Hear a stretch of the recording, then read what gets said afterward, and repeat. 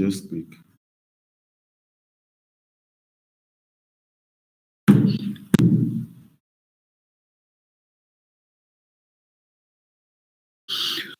Okay, we are on.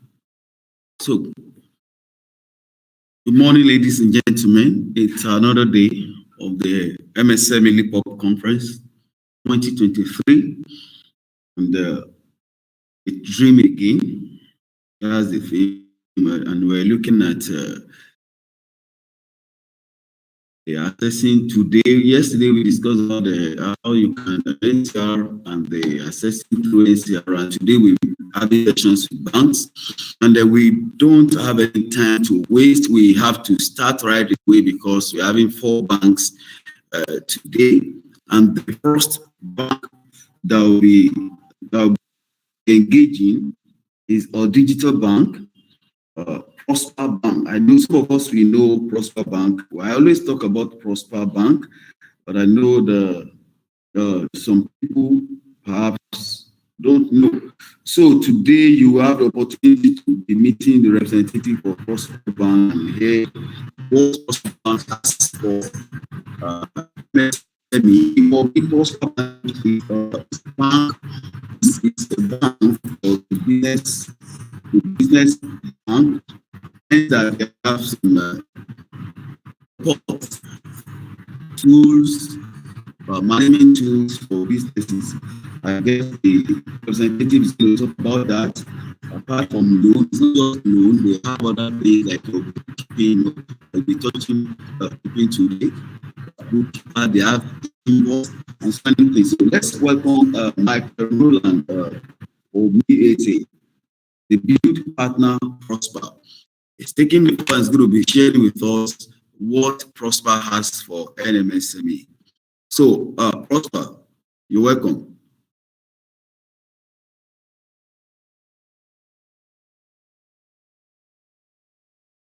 So, thank you. Good to go. So, let's have you, Roland.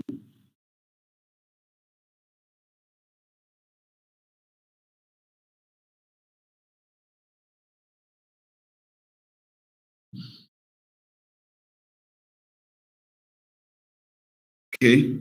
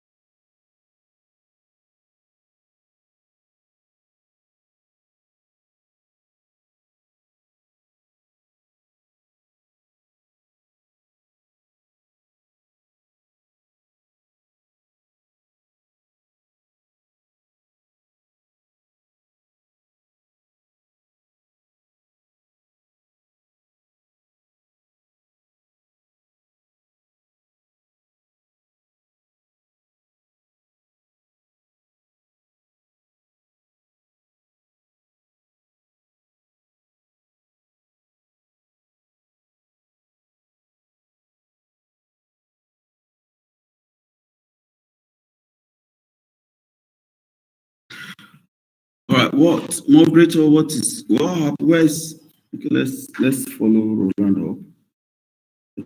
Let's know what happened. So what happened? Okay,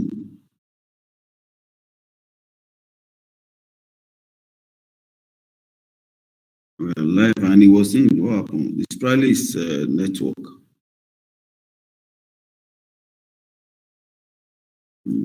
Because we of the time, we just have to. Maybe we have a.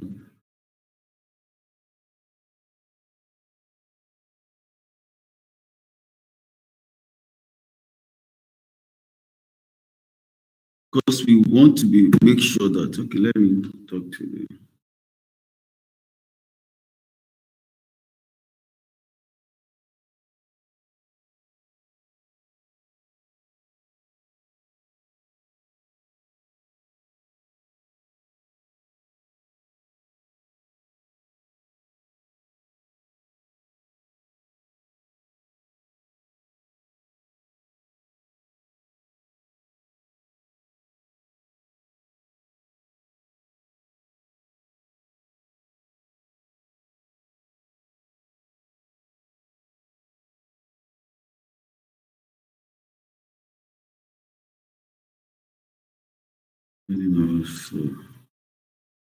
Okay.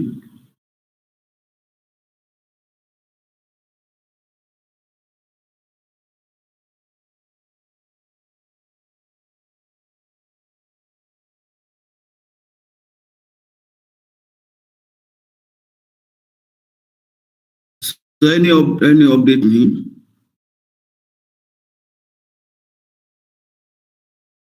Let's. Oh, too bad. Um,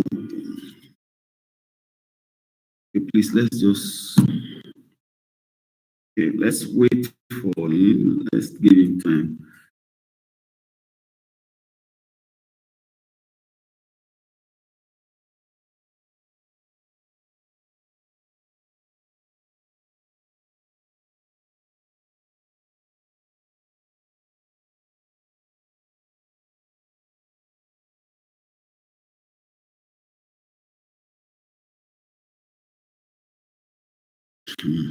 Okay. And then let me use that to share to other platforms for people to know that we are on. And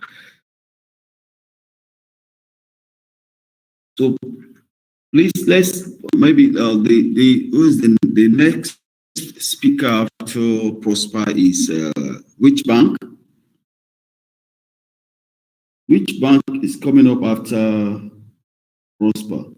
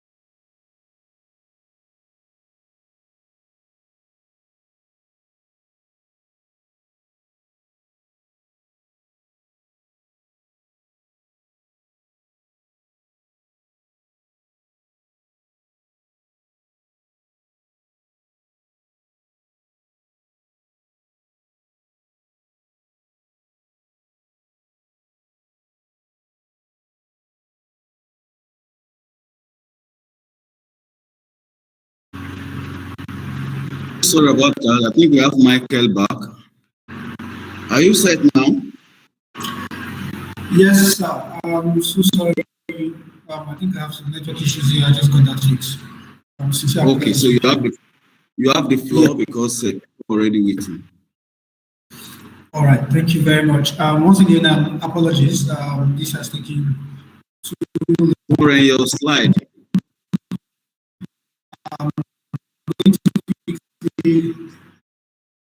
Yes, sir. I'm going to do that right away, sir.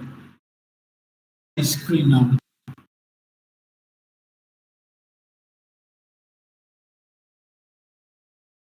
Hello. Yeah. All right. Thank you very much. All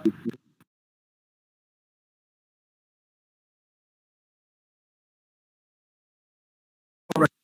Good morning, everyone. Good morning from here. I don't know where you're watching us. Thank you very much for this morning.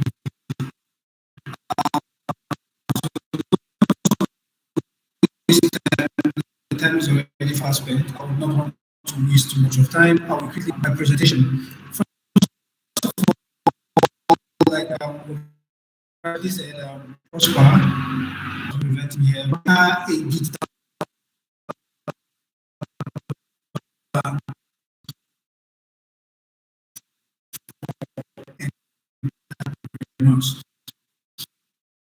where banks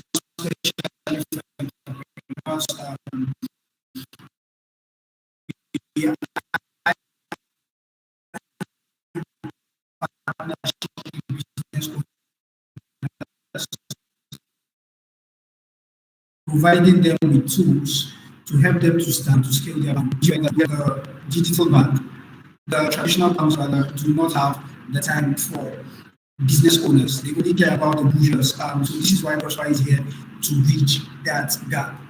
We were founded in 2019 with a mission to empower every single entrepreneur in building financial prosperity. That is why we are in this space. So our services, what are our services? I don't know. Is my screen showing, please?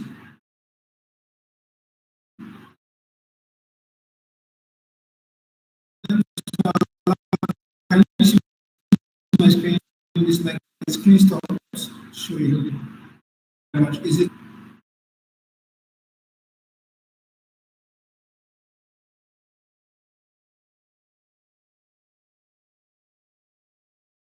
I want to guess you can see my screen, please. Anybody can just confirm on the call that you can see the screen, please. Anybody can confirm so that we can see it.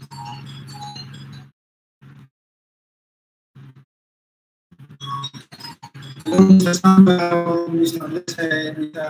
Ademola, Mr. Ade. The screen is loading. It's loading. My screen is I think is a network in the is loading. Okay. All right. Please let me know when it is. All right. Let's give you some notes.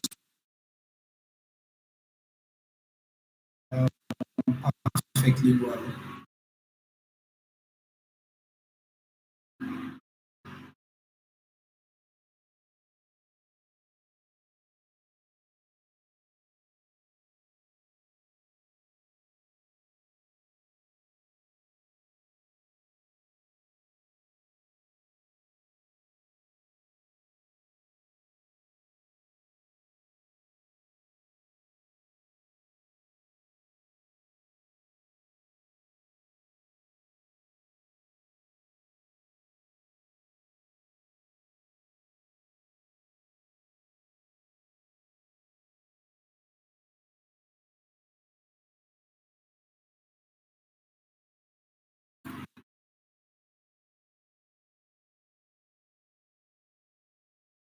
Okay, we have your screen now.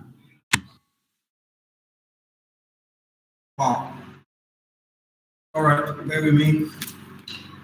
I want to prefer to share it with you guys so that what happened again? So I'm sharing it right away. I want to share with you so that you guys can share for me. Okay. That would be better. Yes, so that we don't have to Okay, no problem. change the. Yes, I've shared it with to the email address that you provided to me. So if you can please just help me do that. Uh, you can confirm, please.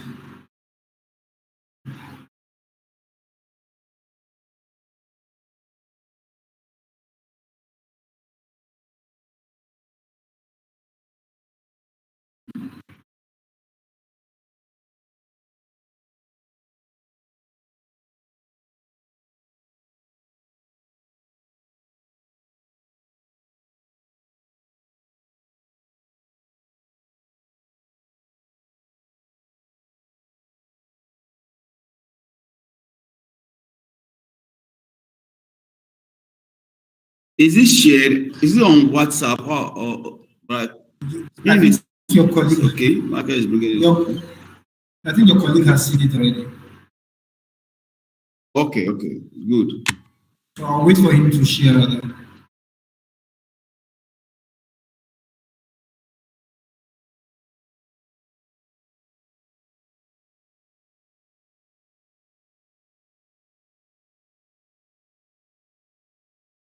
Time, maybe you can go on and then you can always have the.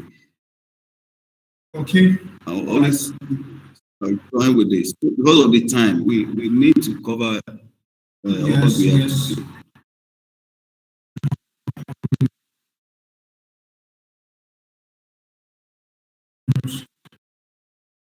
I need to share.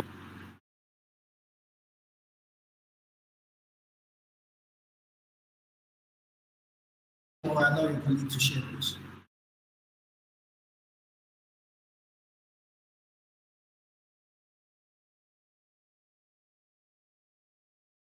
Okay.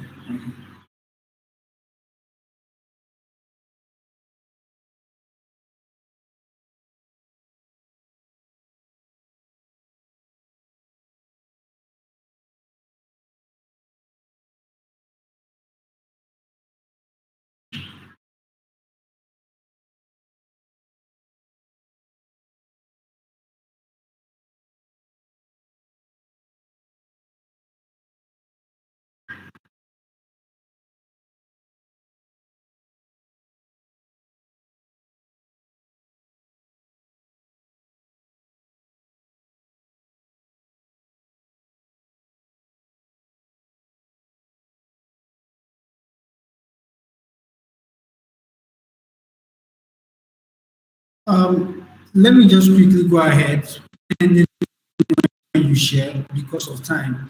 So I was saying, our mission is to empower every single entrepreneur in building financial prosperity. Now, there are a lot of things you can do on the Prosper app, application, Prosper business account.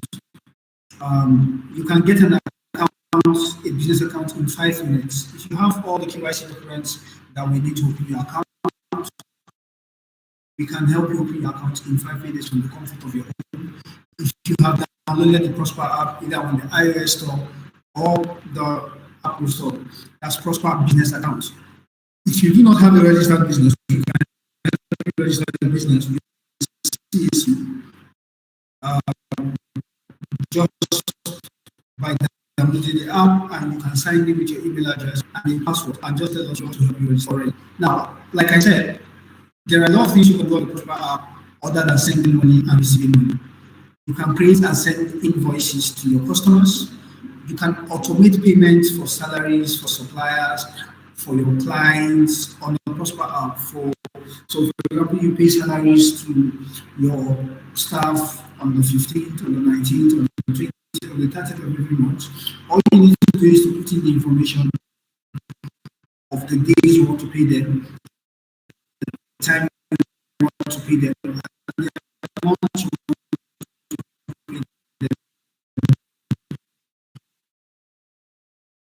do not need to start paying salaries manually. Funds will automatically go into your account when you have made this command. You can also get accounting and management support on PROSPA. You can also have a website that's an e-commerce store for free also.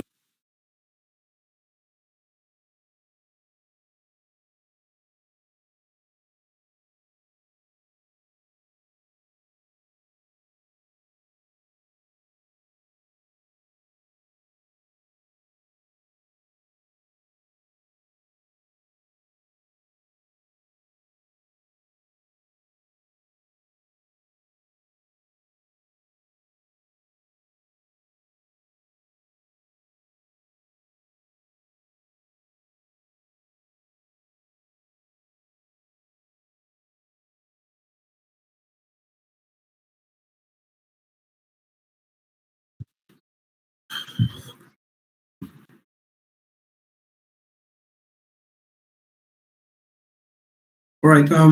Thank you very much. I'm sorry about these network issues. Please, if you can quickly go to the thoughts page, or if you can quickly just move the slide, let's go ahead, please.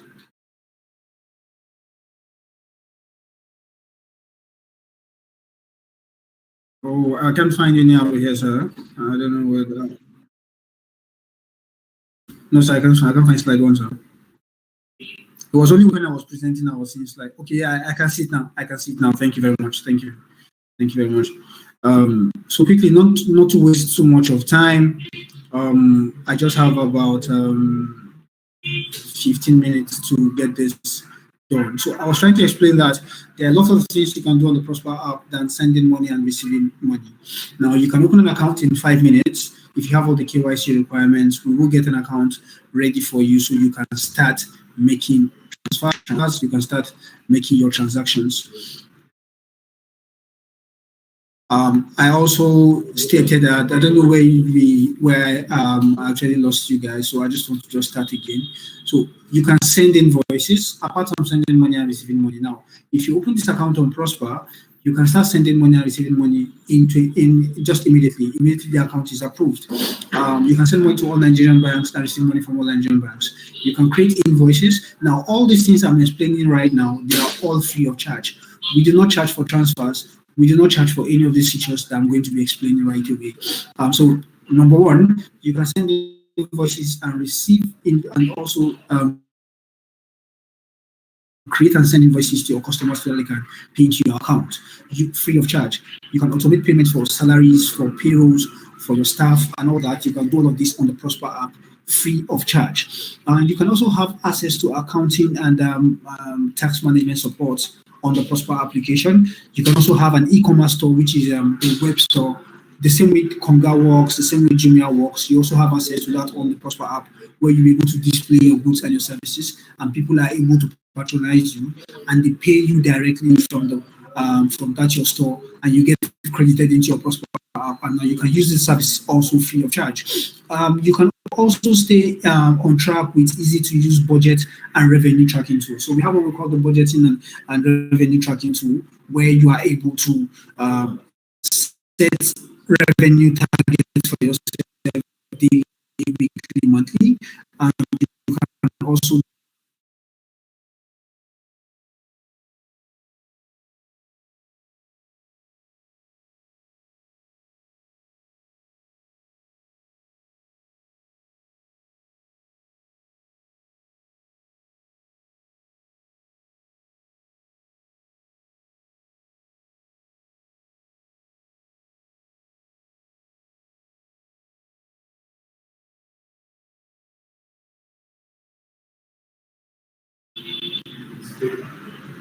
apart from the budgeting tool and the track the revenue tool that I was talking about, you can also have sub accounts that we have accounts that we call sub accounts for businesses that do more than one thing for the business. You can have different sub accounts, and you can separate funds from business A, B, and C. For example, I take a tailor. For example, a tailor does female clothes, children clothes, male clothes, and trainings.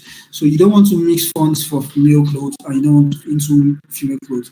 You can create sub accounts on PROSPA, and call them the names you want to call them. You call it female clothes account, male clothes account. All of these you can set on the Prosper app. They all have the different account number, but when you are paying into those accounts, it is going to come in your business name. You do not need to bother about that. It is only going to separate funds from the different arm of your business. Number one, number two, you want to know which part of the business is actually doing very, very well. Now you also get access to loans. I know that this year the loans is the main important information that we need to dish out on this call. I'm going to lay emphasis on that very soon. Then we also have POS. We have the bookkeeping feature on the Prosper app where you can send receipts, you can record your transaction, and also record your expenditure. We have what we call the teams. The teams is a feature on the Prosper app where you are able to add team members and allocate tasks to them. For example, you have your secretary, you have your PA, you have your legal advisor, you have your accountant.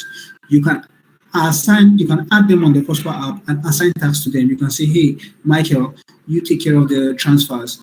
Michael, Roland, you take care of the budgeting tool.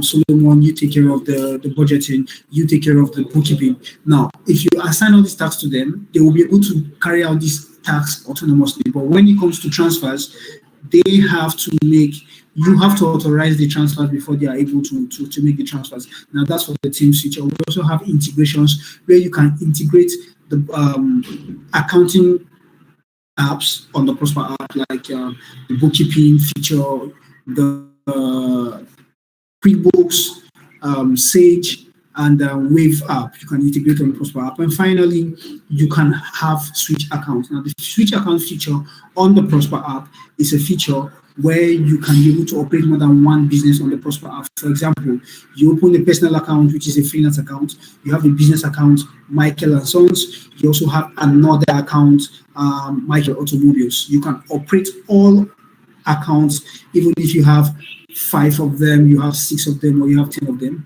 You can operate all of them all in one app on the Prosper app. Now, we also give priority support for everybody on this call that would like to sign up. You can reach out to Mr. Blessed or Mr. Ola Blessed, and if you sign up, we will give you priority support and also give you account managers. And finally, we do adverts for our members free of charge. Now, the word member is the users. We don't call people that have account on Prosper customers. We call them members. So we actually promote our members' business online. And for the northern market, if you have any northerner here, we'll do that on radio stations. You can follow us on Instagram on Get Prosper, on Facebook, Prosper business account. You can follow us on social media. You will see different of these adverts that we have done for our customers in the past. Then let me quickly just touch on the loans. Now, for you to get loans on Prosper, you just need to sign up and make sure that you use your account for a minimum of 30 days, just 1 month, no collateral, and you can get up to £1 million for loans. If you sign up today, you start using your account on the 30th day, automatically it opens up for you to apply for loans. There are no collateral. All you need to do is just to use your account. It's simple as that. It might look very simple as that, but if you want to give it a try, please give it a try. Sign up. After you've signed up, your account is approved. Just start using your account in 30 days, and automatically you get access to loans. And for the moment, we give loans of up to £1 million for a month, but we're going to increase the loan offer in the coming months and also increase the funds in the coming months. So please, I would like to entertain questions right now because of time. I have just 8 minutes for that. If you don't mind, you can just drop your questions so that I can attend to them. Thank you very much.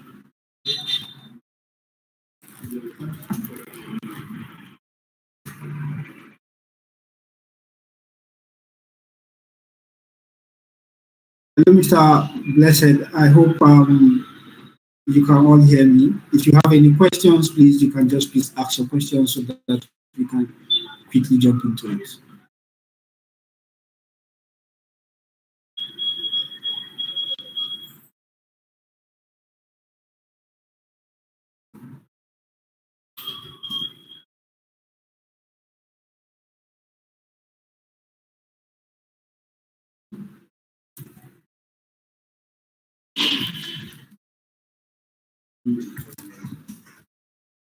Hello.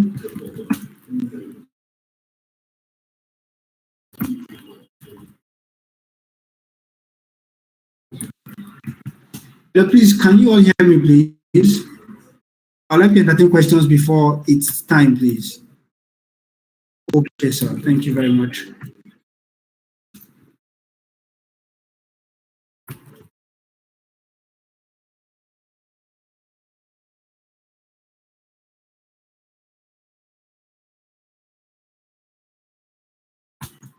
Right. I'm not getting any questions. I'm just trying to make sure that I stay within my time. For anybody that has any question, you need to reach out to me. You can send me a mail on michael@getprospa.com. You can always reach out to me on phone calls to 09088311303. I've dropped my number there. That's my direct contact for persons that want to reach out to me immediately, and I will jump on that and assist you immediately. Also note that we do not charge for opening any accounts. We do not charge for you to get any loans on PROSPA. All you need to do is just make sure you use the account for 30 days. You will get a loan. And also, if you want to open an account, just sign up. There are no account opening fee. We do not charge for all that. So the floor is still open. If anybody has any question, you can ask. If you don't have any questions, you can also drop a question on the chat box if you have any question, and I'll attend to it before my time is up.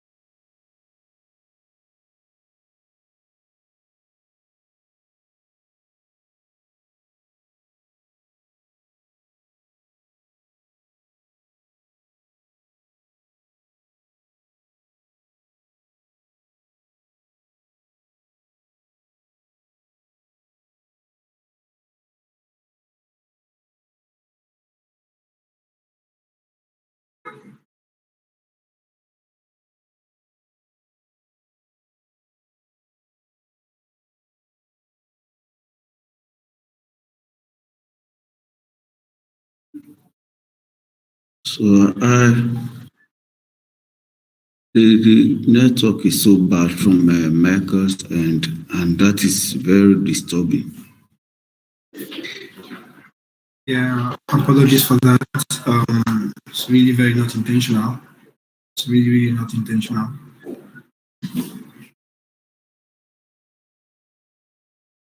Your audio.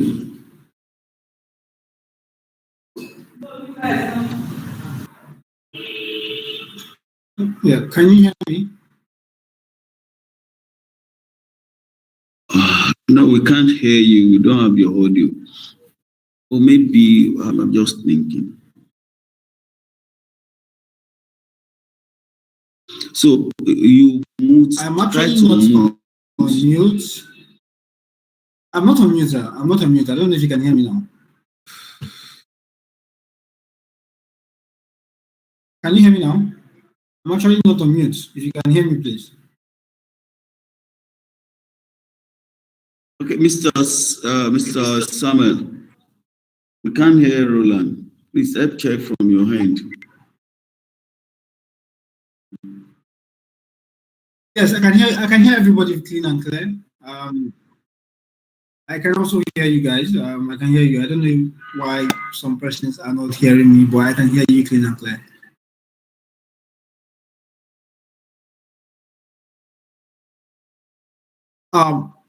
Mr. Blessed, I can offer to do a recording. Hello, can you hear me? I can offer to do a recording because of the poor network for now. I can do a recording and send to your team so that if you can, if that will be useful. Hello?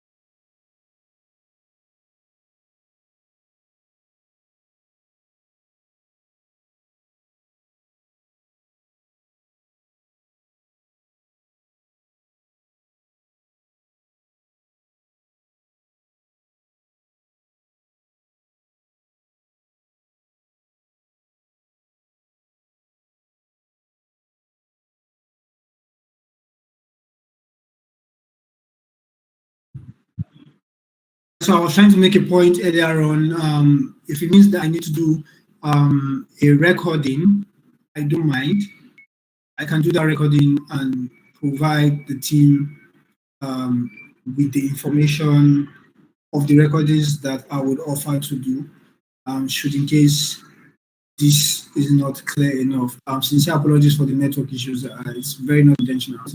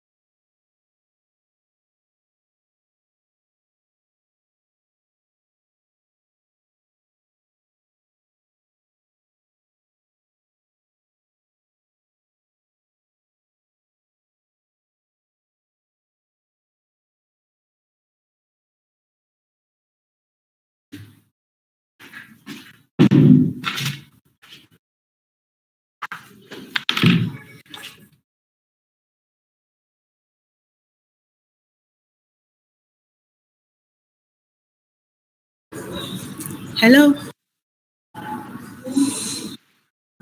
Thank you. Hi. Good morning.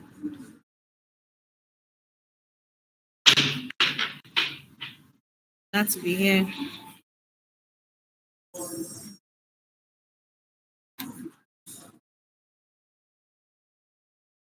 Okay, so are you sharing my screen for me?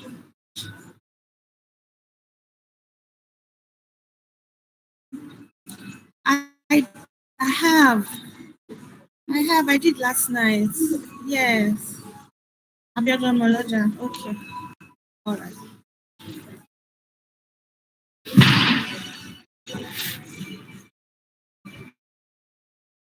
Yes.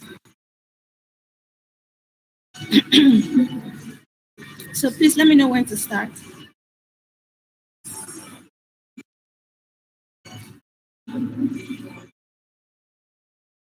Yes, I can say that. Yes. Okay. Okay, fantastic. Fantastic. Okay. Thank you so much. Thank you so much for having me here. I'm really excited to be here. And well known STERLIN, that is one of the leading banks in Nigeria, and we're really passionate about SMEs because we believe that SME makes it's not even we believe, it's a fact that SME makes up the largest percentage of to generate income from the government. So we have up with different solutions. From time to time, we always like to, tweak our products, not just to suit what we as a bank want, but after going to the market, hear what customers are saying, hear what people are saying, how we can help their business. So we've come up with different solutions that I'll be talking about today. So just to give a bit of context and background to the MSME terrain and opportunities in Nigeria. Nigeria SME account for 96% of total number of businesses in the country, right? And about 50% of the GDP, right, is what the SME contributes to the government, right? And in terms of ownership, right, we have different type of SMEs. We have the sole proprietorship, and then we have the limited liability. But we believe we from, and this is a survey from PwC, believe that for 73% of MSME are sole proprietorship. That means it is a one-man kind of business, right? And then for just 14% are liability companies, right? So those are the corporates. And then we have the partnership and, the religious bodies and the cooperative as well. And in terms of gender as well, we have 23% female only, which is small, right? And then the remaining ones are male. And then for classification by age, we know that entrepreneurs are, with that range of between 20 to 60 years old, right? So this is just another breakdown of, breakdown further of the MSMEs in Nigeria. There are so many. MSMEs stands for medium and micro, right? Even now we know that there's some, according to SMEs classification, we've come up with another classification that are nano, right? So those are the ones that, a one customer business that is just one person, or that Max has just another person working for them, right? And so basically, without going too much, right, there's so many challenges that SME are facing in the country because of so many things that are happening right now. And out of all this, the major one is the access to funds. Others are finding customers, right? We don't have enough infrastructure, right? Cash flow is not enough, taxation, competition. Even there's some people that will have money, we have access to funds, we have customers, but they don't even have skilled workers that will be able to drive their business. And then there's technology advancements, we have regulatory challenges, right? There are some policies that the government has, done that does not even favor SMEs in Nigeria, right? And then we have corruption and slow judicial process. But what we're going to be talking about basically today is the access to funds, and that's where, Sterling Bank comes in.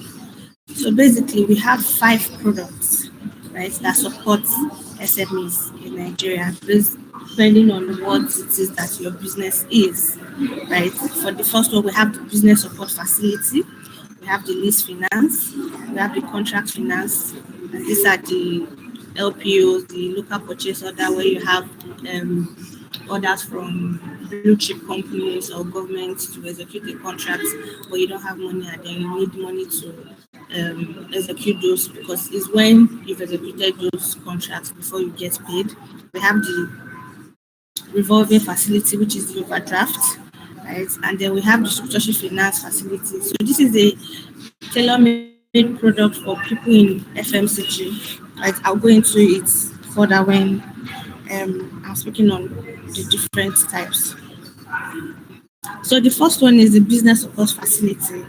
The business support facility is a lending scheme that is targeted to SMEs to support working capital and stocking, and then running day-to-day business needs. So basically, we've realized that a lot of challenges we have right now with access to funds is the collateral aspect. A lot of SMEs do not have collateral. In fact, a lot of people do not have collateral to say, okay, you want to borrow money, and then they'll tell you to start bringing this. If you had all those, if you had the money, or you had those things, if you had collateral. You might not even really be borrowing, right? So we've come up with this facility to help SMEs to access up to 5 million naira, from 100,000 to 5 million naira, depending on your cash flow and depending on your business, right? We've come to realize that a lot of SMEs will just need, sometimes might not even need up to 5 million, right? You just need maybe like a 500,000 or a 1 million to just, put some things in place. Maybe, actually for during the festive season when you need to, stock more than usual, because there are a lot of buying activities around that time. Right? So even if you've been using your money to run the business all this while, you might need some extra cash to buy more so you can sell more that period. So from buying say for example getting more staff or buying more equipment or buying more stock just to stock up. Right, so this is where the business facilities is without collateral, and you don't even have to have account with Sterling before you can start enjoying this. Right, so as long as you've been in business and there's evidence that you have been in business, if you are running in your personal name, if you are running in your business name with another bank, as long as there's a track record that you have been in business, right, we'll just do the analysis and then we'll get. This is also an online, it's a digital platform, so it's not necessarily means you have to come to the bank before you access it, right? So that's about the business facility, and the tenure is for 12 months. And like I always advise customers or SMEs or anybody that's borrowing generally, if you can pay back this loan that you have paid, because a lot of issues I've been hearing, the interest rate is too much, the interest rate is too much. You calculate what it is that the bank is making, instead of you to just calculate how much you're making when you collect this money and then you run your business, right? So if you are focusing much on what the bank is making, you might not really see the bigger picture. So one thing I tell a lot of people is that if you borrow any amount of money in the bank, you are using it for legitimate business, right?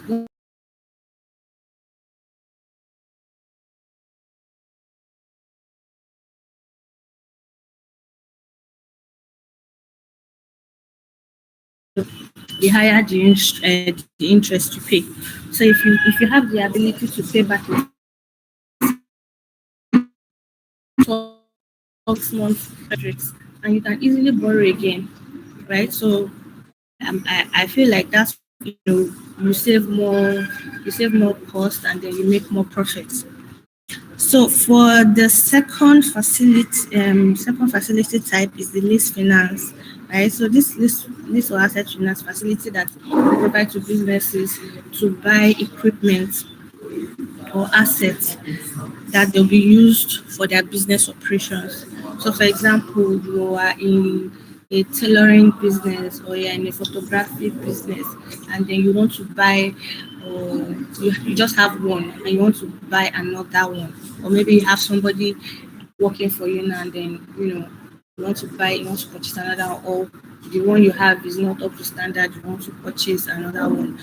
We can avail that we can avail you that money to buy that particular asset, right? So the asset itself will be the collateral. So regardless of how much the asset is, if we see that you are actually into a viable business, right, and your statement of account can support it, right? Definitely you get access to that money to buy that equipment, and we made sure that as long as it's the lease finance that you are requesting for, right, you bring the performer of that of the assets that you want to purchase, and then we are going to pay directly to the vendor and not give you the money. All you need to do is once we pay, you get the asset, and then we start paying in installments depending on type of facility and depending on type of assets. There's some assets that you cannot pay back in 12 months. there are some assets you can pay back in 12 months. So there are some assets that might take you 2 years or 3 years to pay. So that is why the tenure can be up to 48 months, depending on the type of asset. So if it's an asset that will cost millions of naira up to 50 million, right? We can say, okay, we can break it down. That okay, we pay back in so months, right? And like I said, the collateral for this is the asset itself that is being financed by the bank, right? All the papers, everything, even if it's a car, right, everything will be in the name of the bank until you finish paying, and then before it gets released to you. So the third facility available to SMEs is the contract finance, like I was mentioning earlier. Right, a lot of us have relationship with, or we might have maybe an opportunity to supply for a blue chip company, maybe for Chi or for any of these blue chip companies. It might not even be up to a blue chip company. It might just be you just want to supply plumbing or building materials for a site that they're working, and then you just get the contract. But of course, you do not have money to execute the contract. Also, you also know that when you get a contract, there's some sort of agreement with you and the supplier, right? When they're supposed to pay you once you delivered on this goods, once they inspect and it's fine, this is it to take you like to take them maybe maximum of 45 days or 50 days or whatever the agreement. So it is what is stated on the agreement you submit to the bank that that will make up the tenure of when you are supposed to pay back. So we're not saying okay, take money, do this contract and pay us back in 2 months. What if 2 months is not enough for you to, for them to pay you, right? So, and it's up to 5 million for first-time borrowers. So if you've not done this work before, right? Because we also believe that for someone, and that's another way of encouraging people to go into business, because we know that, and you can all agree with me that for someone that has not really been in business before, it is a 50-50 chance. You either fail or you pass, right? So if I say we're giving you money for a contract that you've never done this kind of contract before, what if God forbid something happens and you are not able to deliver, something just happens, is a loss for the bank. So we don't really want to put ourselves in that form of exposure, because even the money we are giving out to entrepreneurs, to people, as stakeholders money, is your money and my money that we have deposited in the banks, right, that we want interest for. So the fact that we deposit money and say, okay, for 30 days this interest will come on it. If you come on the 25th and say, no, I'm not waiting for 30 days to collect my money, we can't say, okay, because we borrowed your money out and they're not paying, we'll not give you back your money. We'll definitely do that, right? So that is why we're up to 5 million unsecured for first-time borrowers, right? And then if you now want more than that, you have to show us evidence that you have been doing this for a while, right? And then there's something that you can actually hold you to you being accountable for this product. So, and different kinds. There's the contract finance, there's the local purchase order, and then there's the invoice discounting. Invoice discounting basically is you get a contract to execute, maybe provide iron steel, right? And then we said, okay, don't worry, we'll finance 70% of it, and then you provide 30% of the, amount to execute. So it will not just be 100% on the bank. At least we should have something that will be at stake. So you can finance up to 70%, and then you pay us back when you've delivered on the project, and then they've paid. So next is the revolving facility, which is the overdraft. So this is basically for traders, people that sell on a daily basis, right? Or people that import, right? People that have people that have shops, right? And their goods, their goods are fast moving, like it's an everyday. So they have so they're not into this service business, they're into buying and selling, trading. So that is why we say, okay, for this kind of people, we can give you up to 5 million to stock up on those goods, right? And then instead of paying us back on a instead of paying back bullets monthly, we do a cleanup cycle.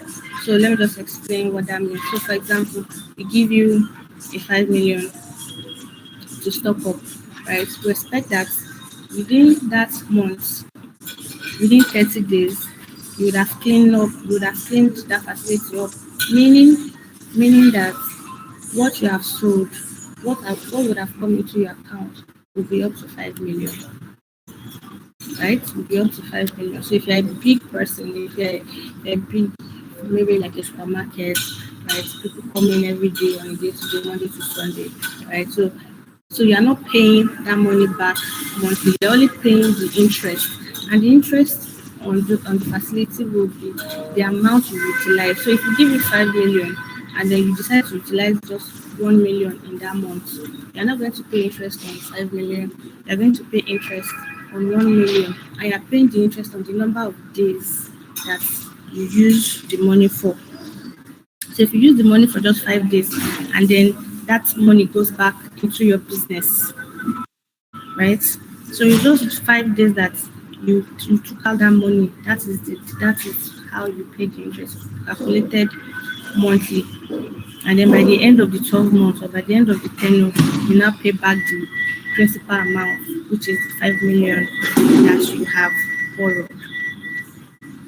Which is the 5 million naira that you have borrowed to get to stock up.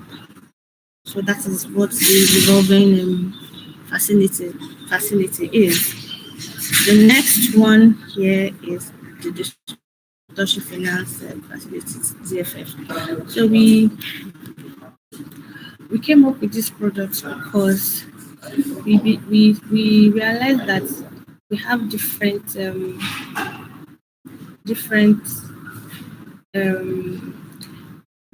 different customers coming to us to say, okay, I'm a retailer, I cannot buy from Dangote, right? But I can buy from a distributor that buy from Dangote, or I'm a distributor, I buy from Dangote directly, and there's this I need to get a truck of maybe cement or pasta, and then we now said, okay, we're going to avail this facility to distributors, to wholesalers or retailers of purely FMCGs.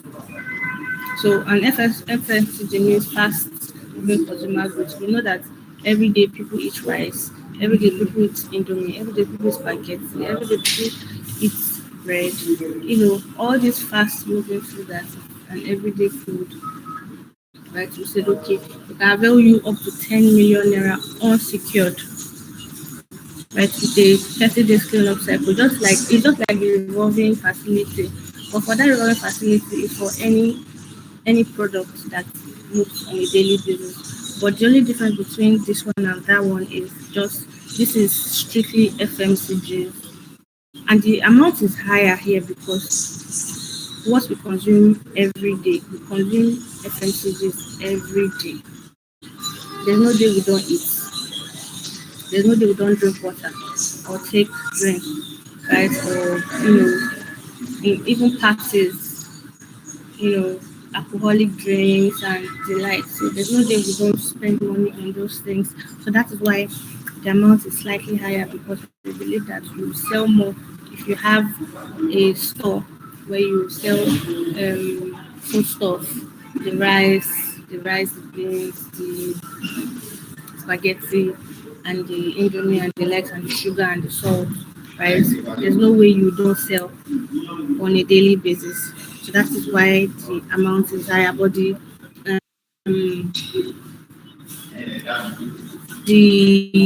way the facility works is just the same way it works with the revolving facility, which is overdraft facility. We avail this money to you, right? We avail this money to you, and then use it to stock up on these FMCG products, and then on a daily basis you keep using that account, because the only way you will not pay too much interest on this is if you are using the account for business. You're using the account, customers are paying into the account, so they're reducing the exposure on a daily basis. So the only time at the end of the month, the only time you pay for the interest is for the days, is for the outstanding balance. So for example, you get the 10 million, and then you're able to you're able to use 8 million out of it. So it's all if the interest on the 8 million you pay, you not pay interest on 2 million that is less that you do not use.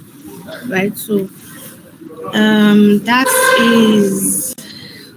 is basically the SME products that we have, and like I said, we are currently reviewing and then listening to customers to see how best we can provide access to funds for them without collateral, because a lot of customers, a lot of people do not have collateral. So whatever it is, whatever business you are in, right, whether it's the FMCG or the contract, or you just own a shop or a barber, hairdresser, working facility is always for you.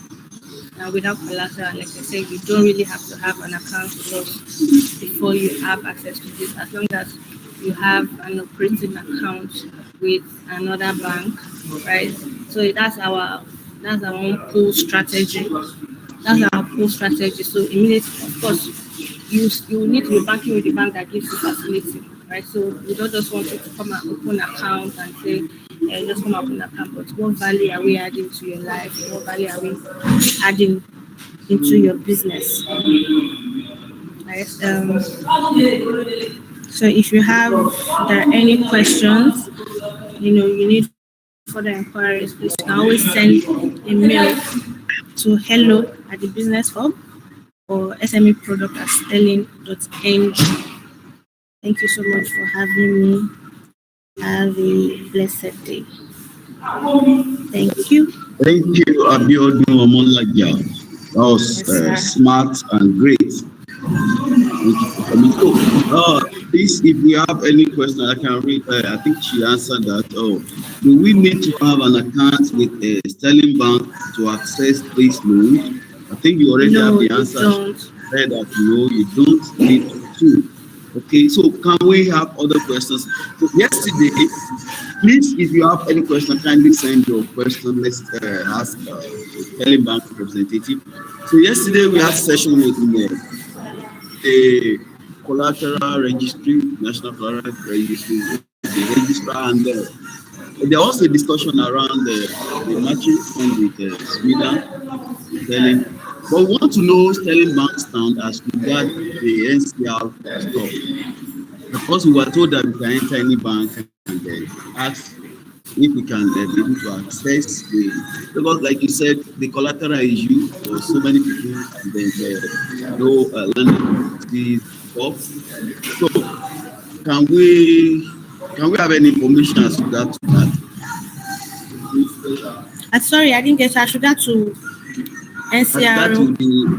Yes, NCR stuff from Sterling Bank. Any arrangement? So I know that we have arrangements with Smedan. Right? There was a time that we have an arrangement to match funds. So if you walk into any Sterling Bank branch and you ask for the service manager, right, they'll be able to answer whatever questions you have on NCR and the matching fund partnership with Smedan. Okay. Yes, sir. Okay. So now it's clear that we know what Sterling Bank has for the SMEs. So please, do we have any other question? I'm trying to check if we have any questions so that we can move to the next question. And we have the contact LO at the business with NG or SME products at selling.ng and follow up. And like I always tell people, don't always stay back and say it's not happening. They don't do that. Have you taken steps Now you have it. You can enter any Sterling bank and ask, this is what we have. You already have all the products. You heard of the product they have. Go to any Sterling bank, any branch around you, anywhere in Nigeria, and ask, please, can I be able to access this? And Exactly. one thing that will always be the problem is that not you being prepared before going there. Like you can't just by mouth say I am doing this business. We have to. I mean, there are things, and that's why rounding up today we're going to be having session. I hope we can be able to have a session about the bookkeeping and the other things. So our business, no matter what the condition, no matter whatever it is, as we have the faith that things are going to work out well for us this year, we should put the right work to it. We should put the right effort. We can't just sit down and pray and say all is well. All will only be well when we take the right step. So let's take the right step. Let's talk to people we need to talk to. Let's talk to organizations we need to talk to. You can see again, Smedan again. Having something to do with Sterling Bank. So that's why I said yesterday, and I will always say it, be 5 and 6 with Smedan. You need to know what is going on. Programs like this, we need people to be part of it to know what is available for them. So thank you once again, Abiodun, for coming around. So I think I know that we really have a nice time. So I believe people are going to follow up and do something about that. So thanks so much. Now okay. Also, our moderator, Mr. Samuel, who do we have next?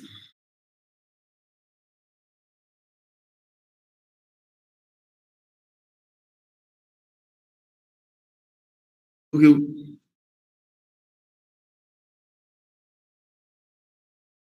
Okay.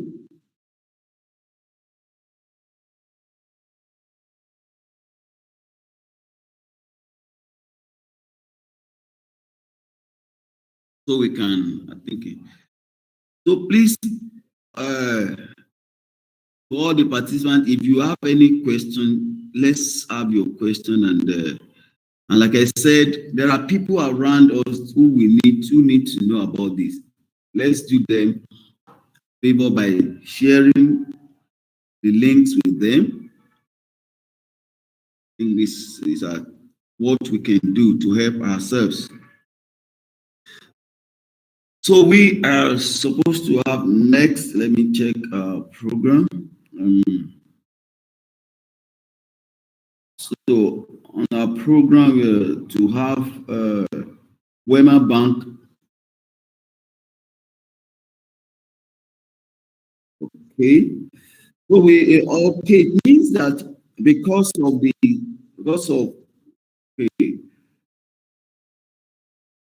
WEMA is to start 12th. Okay, I can see. So we're having WEMA, then we have Fidelity Bank thereafter. Okay, so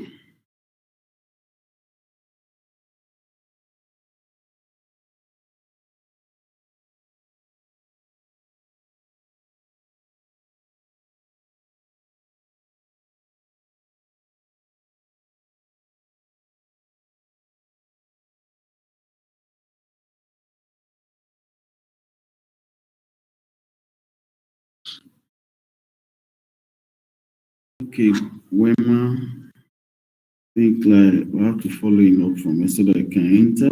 People wait. Please let them always enter before the current speaker ends, so that we can maximize the time.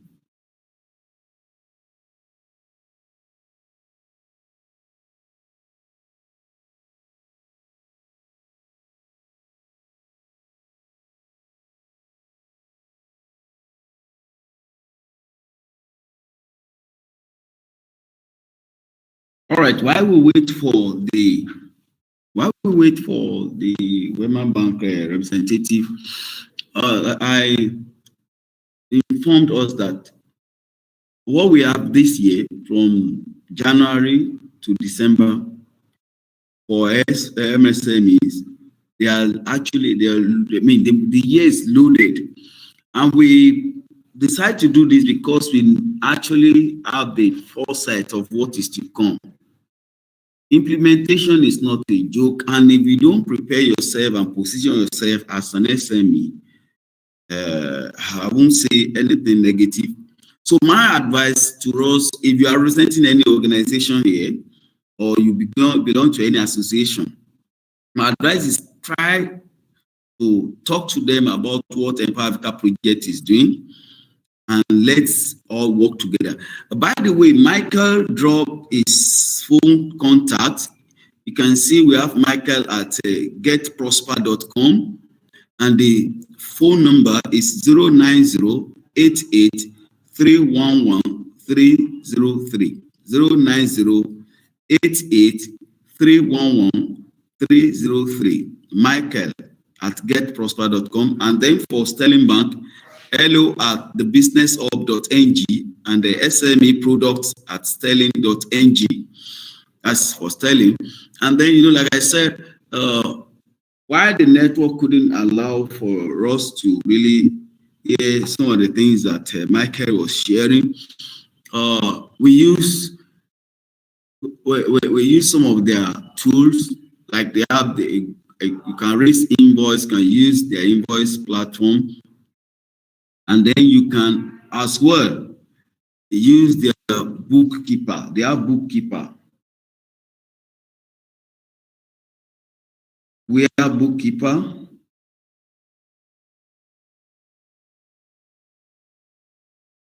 They have bookkeeper that you can use for your business, and this is going to help you to access any loan. They will need your cash flow is important. Your record is important. So that's why we need to appreciate that. And at any time you can come to have, of course, you have my number. If you want to know any other thing, you want to sign up, as I explained, I can share the link with us. Probably I will share on generally on today for people who want to sign up. Now, I was saying something that for this year, we have great lineups, which we have looked into what is to come. Right now, as we talk, Development Bank has support for has the support they call green finance, and that is towards the sustainable development goals. And other organizations have for inclusion. Tomorrow we'll be talking about financial inclusion and the MSMEs. There are different programs that are on ground to support the MSME policy. There are different programs for SDG goals and the Startup Act, and it's good for us to position ourselves, to position our businesses in order to be able to access this benefit, because at the level of things now, things are so tense that you can't run it alone. We see depressions day by day. We hear the story even this week again. We hear so many people, so many things happening. So the solution is for us coming together, finding a way to encourage ourselves and finding a way to collaborate and make things happen. And that's why we have this lineup. Like in February now, we will be bringing together the CEOs, the MDs, senior management and directors, the head of department of companies, and let's talk about your health and 10 things you need to know about your health and your business this year. Because of the peculiarity of this year. So we'll be talking about health for the month of February. So for CEOs, they control the 10 things, and we'll be having one of a senior health coach in Africa today, globally, having Reverend Tony Akiyemi taking us on that. We'll have the information around that. And then in March, we're talking about data awareness conference. We'll be having data awareness conference in March. And we're looking at, holistically, we're looking at the Startup Act. We're looking at, so many people don't understand the Startup Act. We're looking at understanding the Startup Act. What are the challenges? What are the benefits? And the concept of the startups. when we say the tech startups and the indigenous innovation, what should be, how do we encourage, how do we partner with indigenous innovation, what do we need, what we need to know. And many of us don't know that there are incubators in Nigeria today. Many of us don't know what ISN is doing and things like that. So we consider in March, anybody in a tech startup or anybody who wants to go into that, a digital entrepreneur, we have a wonderful time together looking at what is going to happen. I mean, looking at a startup act, the understanding startup act, and how do you, as a person, as a business owner, how you can benefit from startup acts. And then in April, we are considering that it's time to talk about the SDGs in collaboration with the MSME policy. We're looking at the merging and where the opportunities around and the organizations. If some of us have some things around the SDG, we don't know who to talk to. Some of us have things. So we're looking at the Finance Act. So we're looking at how these three acts, how they blend, and how we can really bring the stakeholders together. For example, we consider the Corporate Affairs Commission, if they are not fully in line with what is going on, it's really going to disturb. Let's share an understanding. During COVID, Survivor Fund was being introduced, and part of the program in Survivor Fund is federal government giving out registering 100,000 businesses as a business name. I can bet it with you that today, 75% of those companies may right now be inactive on the portal, on CAC portal. And the reason is because a graduate who just register, who has opportunity for a business name, or people in the grassroots who have opportunity to business name, who don't know anything next after business name registration. They don't know about annual return, and the CAC is not having a platform, having a way to talk to them about annual return, and they just feel that yes, I have a company, and suddenly opportunities coming from development bank for them or from Bank of Industry or a grant is coming, and they ask for their business name and they submit the details, and lo and behold, the organization go for the background check and the company is inactive. Meanwhile, the owner of the business doesn't know anything about company going inactive because of annual report. So, and there's no way an effort to be coming somewhere. Imagine we have 100,000 businesses and today there are no more, and we just have maybe it's only 25% of them who understand that okay, there's what they call annual return, annual report. So there is no way MSME policy to looking at SME can work if all the stakeholders, if all the agencies are not in line together. There's no way we can be. We were talking about NCR yesterday. There's no way NCR will be making effort to see that you can access loan for business, and then NAFDAC is putting more. I mean, it's like crossing your way, or CAC is like crossing your way. We must find an agreed grant. We must find a way that every stakeholders, every agency will work together to make things happen. This is what we are trying to consider. This is what we are looking at. And by April, we are really looking at the kind of collaboration. And even for April, we are praying to God that we'll be able to have 50 connect centers nationwide where MSME can go to partake of this program. We're looking at bringing 10,000 MSMEs together in different locations, 50 connect centers nationwide. For those for awareness, sensitivity, for awareness, sensitization, and the collaboration on all this, looking at how we can have the SDG goals, the MSME startup, MSME policy, the Finance Act, and how we can see a way for all the agencies can be able to work together and we can have better MSME. We can't just be saying it and be presenting paper that MSME is 40 million. And it's not about the talk, it's about getting results. And if we are talking about startup, I keep saying it, we can't talk about startup acts and we are not patronizing indigenous production. If we are not patronizing indigenous innovation, there's no startup act. If we want to use a web conferencing and we neglect connect.com and we go to Zoom, then there is no Startup Act. If Nigeria is going to embrace Startup Act, then we must begin to embrace our local innovations. If there are innovations that are indigenous innovations that we must begin to practice how to use them, we must encourage them. There is no point you are coming up with grants for companies who are not going to buy from them. So we really need to face it right. We need to face it well. And the government at state and the local government level must understand the concept of the MSME policy and embrace it. If your local government in your state is not embracing the MSME policy and doesn't know about SMEs, the MSME, that's why you have the BMOs in all these areas. You must push it before that governor. We must make them responsible.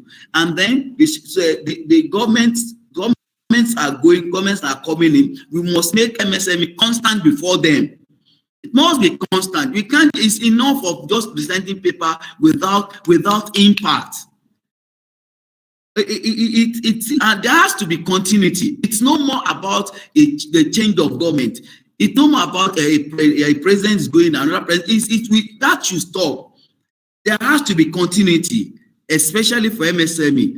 So there are so much effort put into all these policies, but we cannot just let all this, going down the drain, and tomorrow you hear that trillions are spent.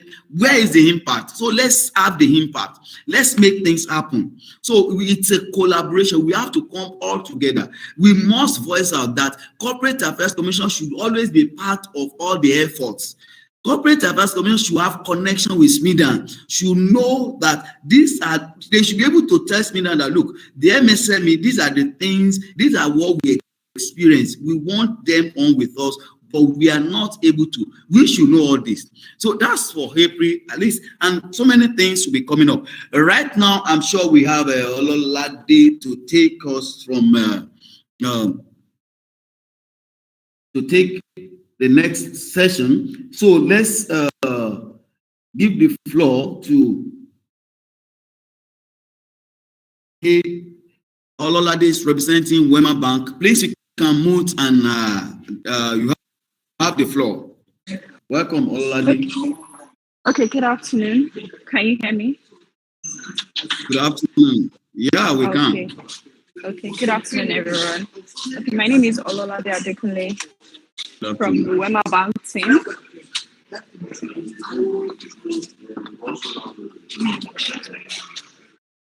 Sam, please introduce WEMA Bank. This is not spelling me. Help us see the slide. WEMA Bank. Yes. So we will. Okay, thank you.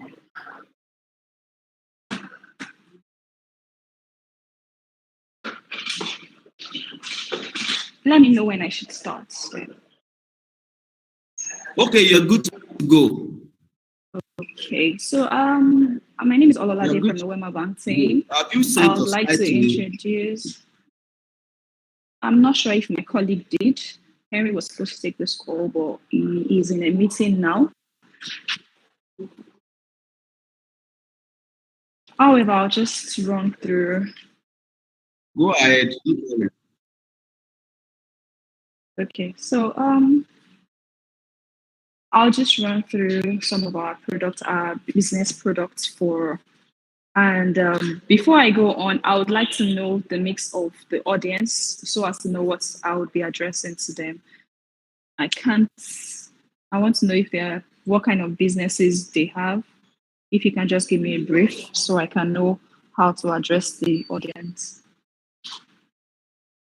Mr. Okay, Blessing. basically, generally, you are addressing the MSMEs. So we have different businesses together.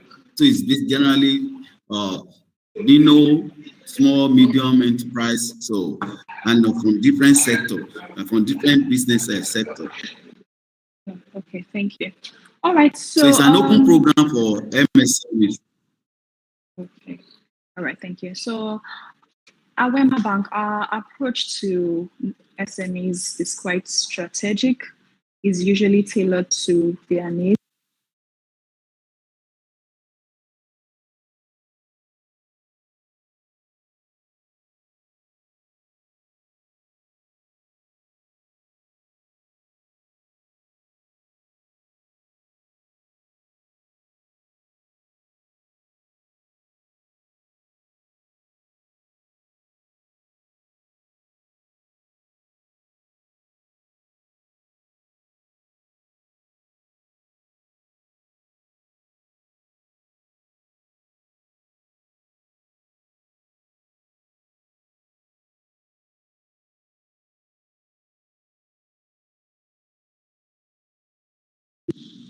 WEMA Bank, we had sat down to find out how then do we support these businesses. And so we drew up a program. We launched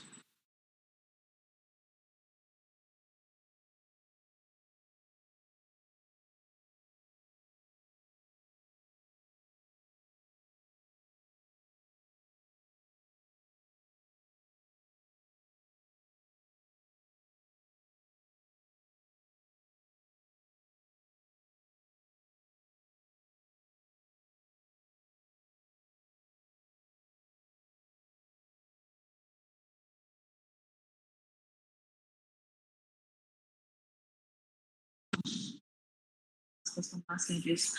And so I would not limit my talk to that. I would also want to share some of the products we have at WEMA Bank that would help businesses. So at WEMA Bank, we have up to loans for business owners up to 20 million uncollateralized, to trading customers, to schools, to medical, to hospitals, diagnostic centers, pharmacies, and the likes of it. And we had noticed that so many times people are adverse to like pick up this loans because of maybe they have they've not been able to manage their books, and they don't have good documentation or good financials to help us to review. That's why to us it was key for us to for me to talk about our SME business school, where we train these SMEs to help them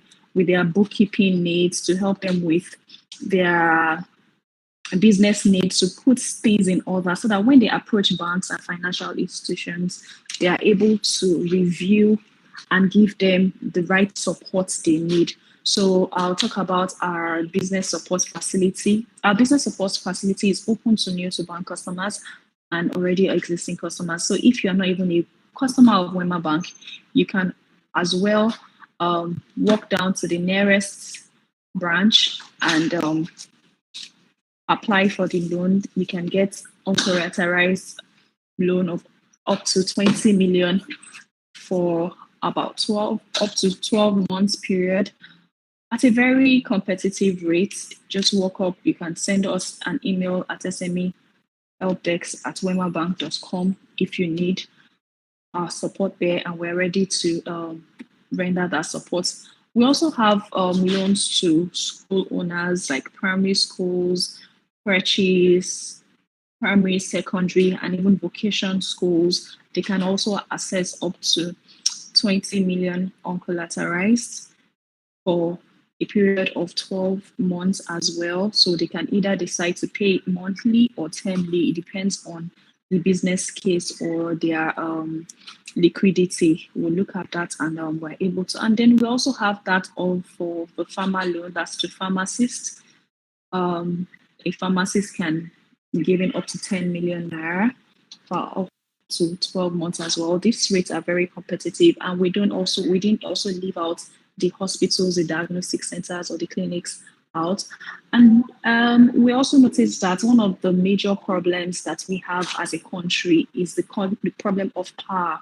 So we launched our green finance products last year to address both household and businesses, to help them with their renewable finance, to buy the inverters, the solar panels, or alternative green finance, green products. So all of this, it's up to 18 months. The customer can be given uncollateralized loan for up to 18 months to also take up all these facilities. So if you want, you can always reach out to us at SME Help Desk. That's SMEHELPDESK@wemabank.com.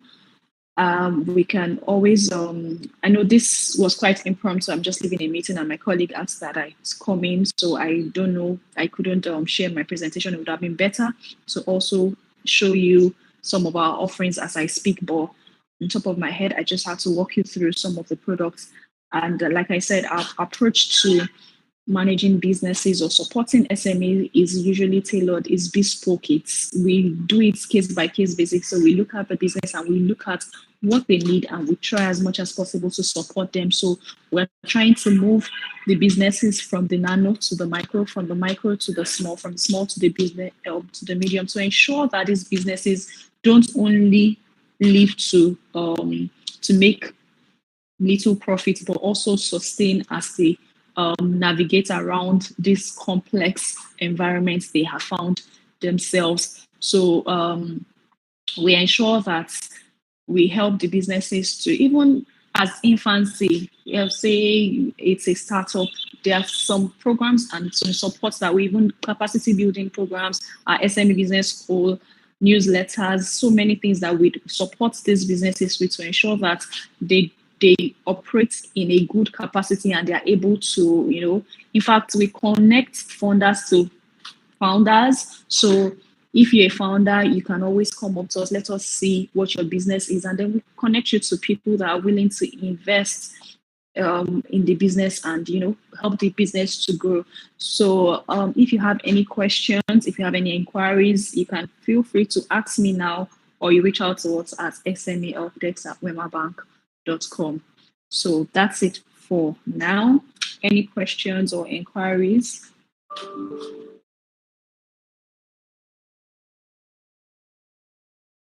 Okay, so do we have any question for WEMA Bank? We've heard about the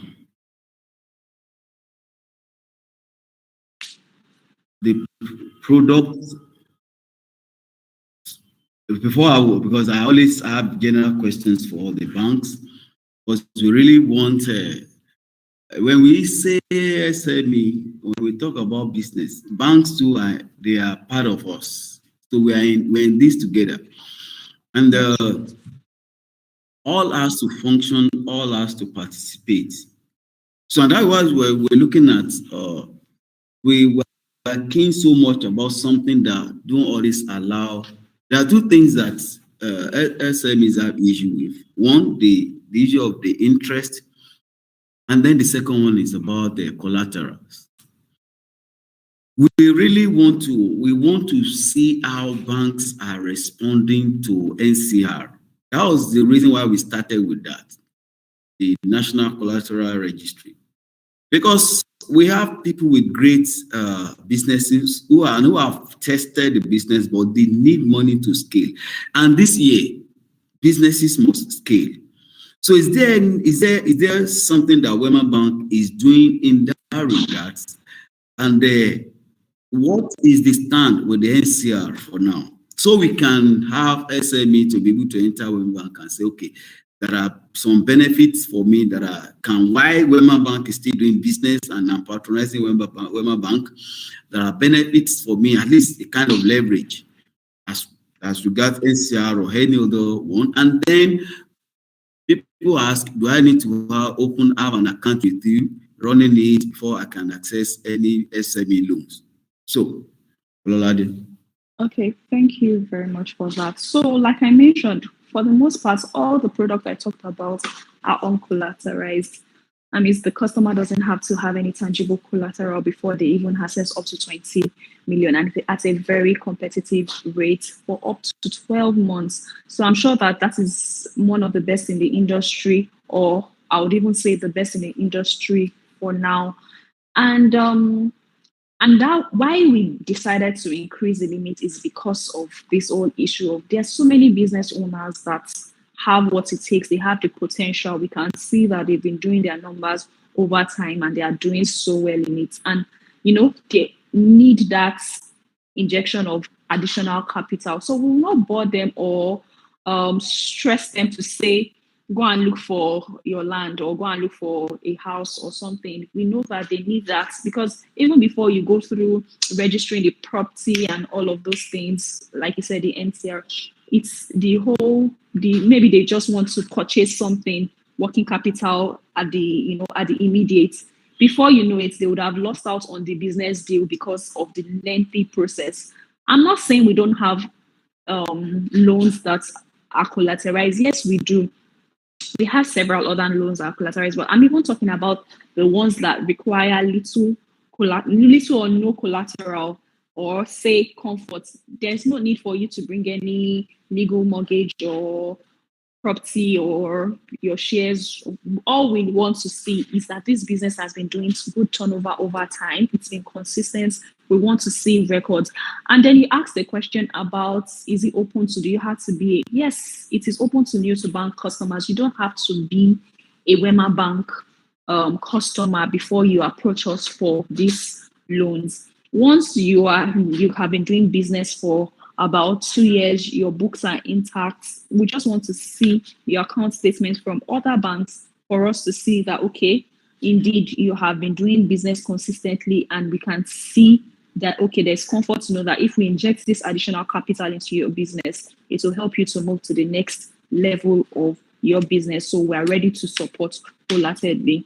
So you don't have to be a customer. As long as you approach us, our doors are open to admit you and give you that facility. So, and for the most part, I spoke about our uncollateralized facility. That's our business support facility, trading customers, our school support facility for schools, our pharma loan for pharmacists, and our medi loan for hospitals, diagnostic centers, and clinics and laboratories. Thank you.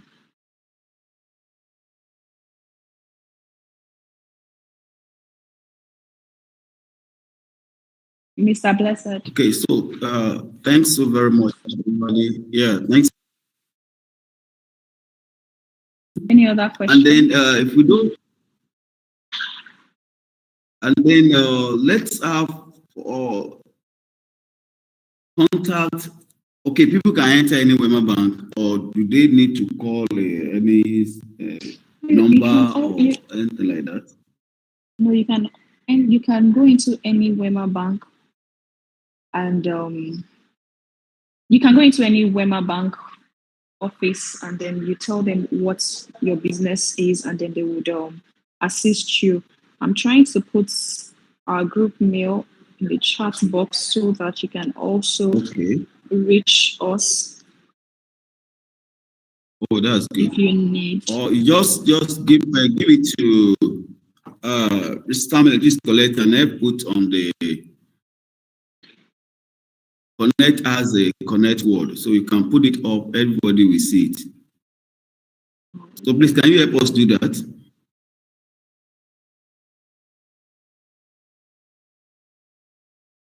Yes. Yes. Maybe she can.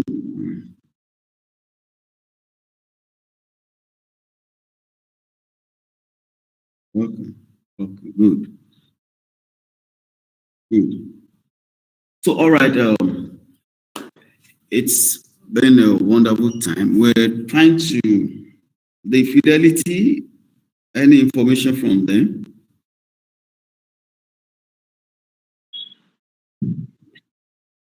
Oh yeah. So we have to go. We have to go.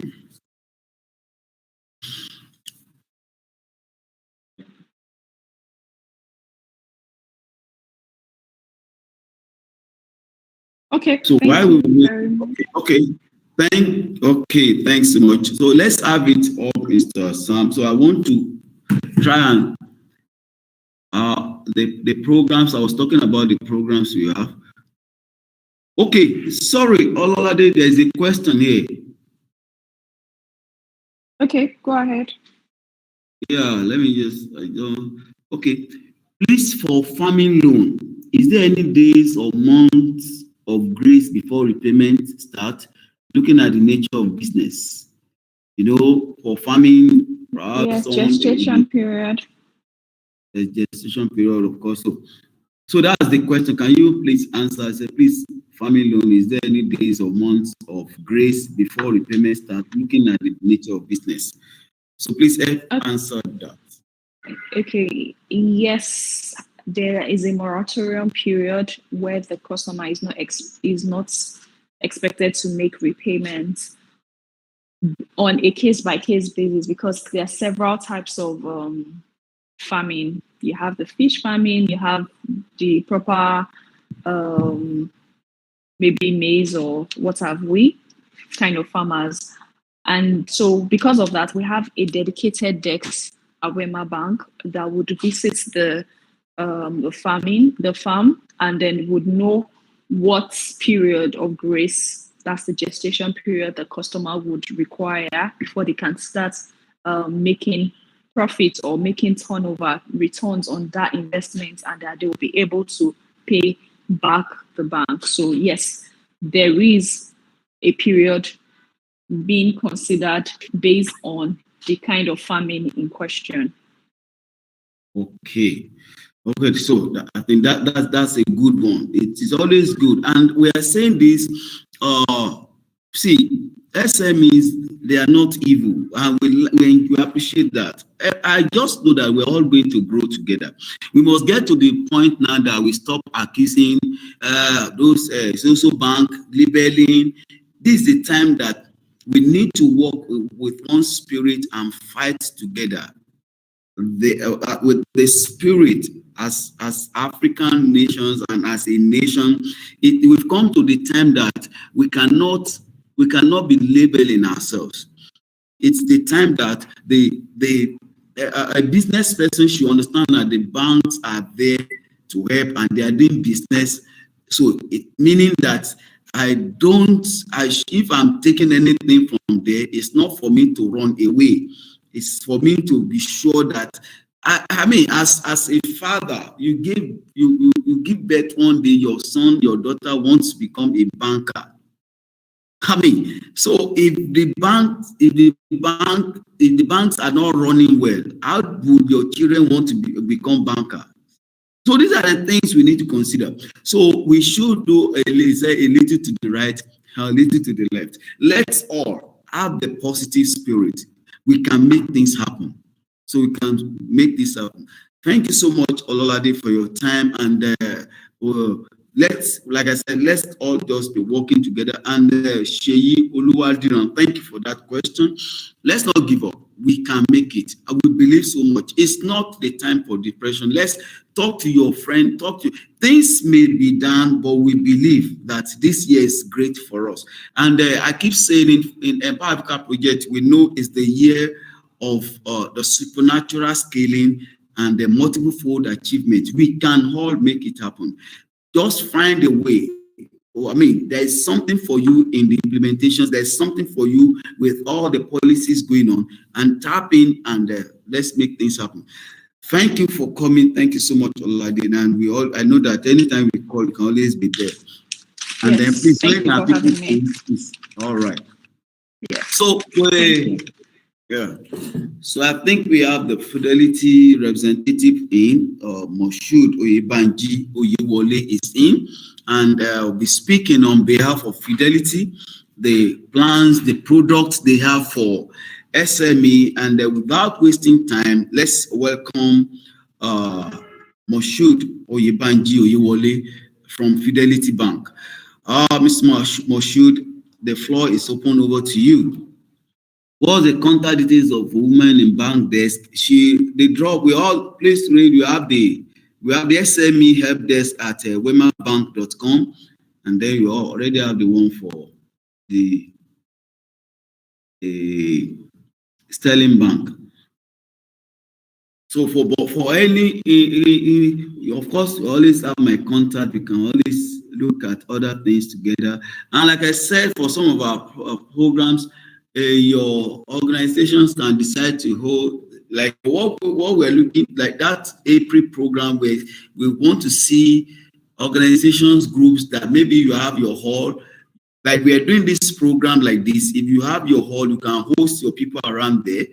Anywhere in Nigeria, you can bring your people together to be part of it. If you are coming together for the April, if you are coming together for any of the program, the link will be shared with you, and then you project, and people can ask their questions from there. There are a lot of things. After the Fidelity session, I'm going to be sharing other programs that will be coming up with us. So for now, let's welcome Mr. Moshood Oyewole. So you're welcome.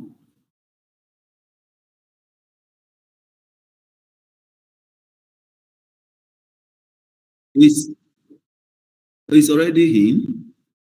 Yeah. So it's audio. Okay, let's tell him.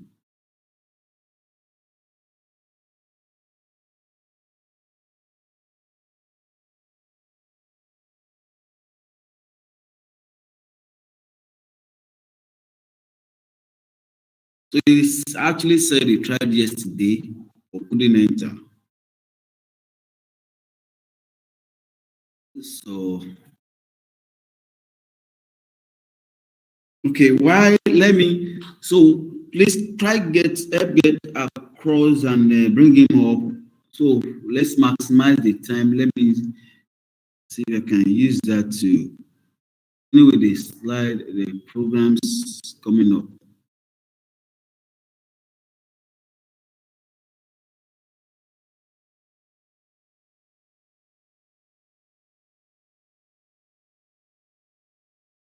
Okay, so uh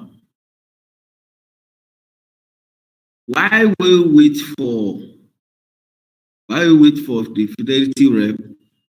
So let me just see use that. I'm trying to check to talk about other programs and how you can be part of it. Uh,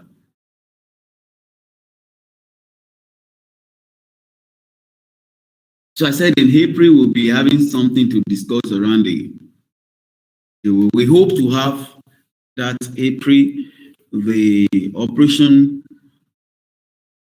we hope to have the SDGs rep. Then we hope to have the Smedan DG talking to us about the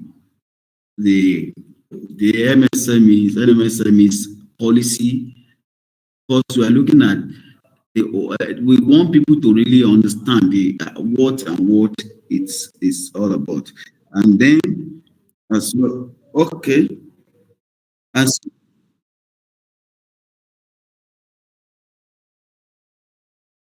okay, so we can just go for. All right, that's good. So the why we work confidentially to maximize our time. Let's go for bookkeeping and management, please. I think that will be better. Then we can come back to fidelity. Thank you. Go ahead, please. Please welcome our speaker and bring him up.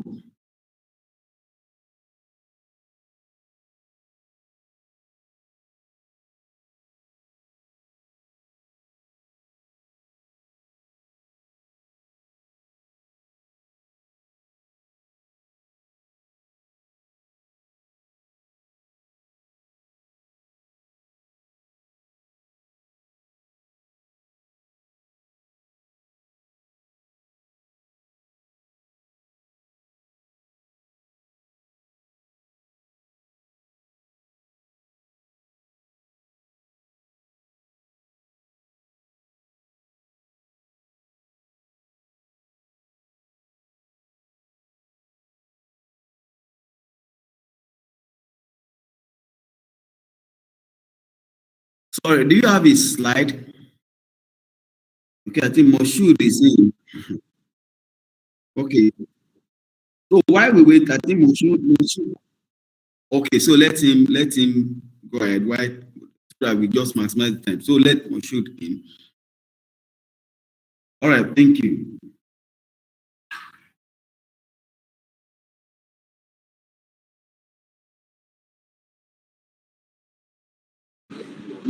Okay, good afternoon. But I don't.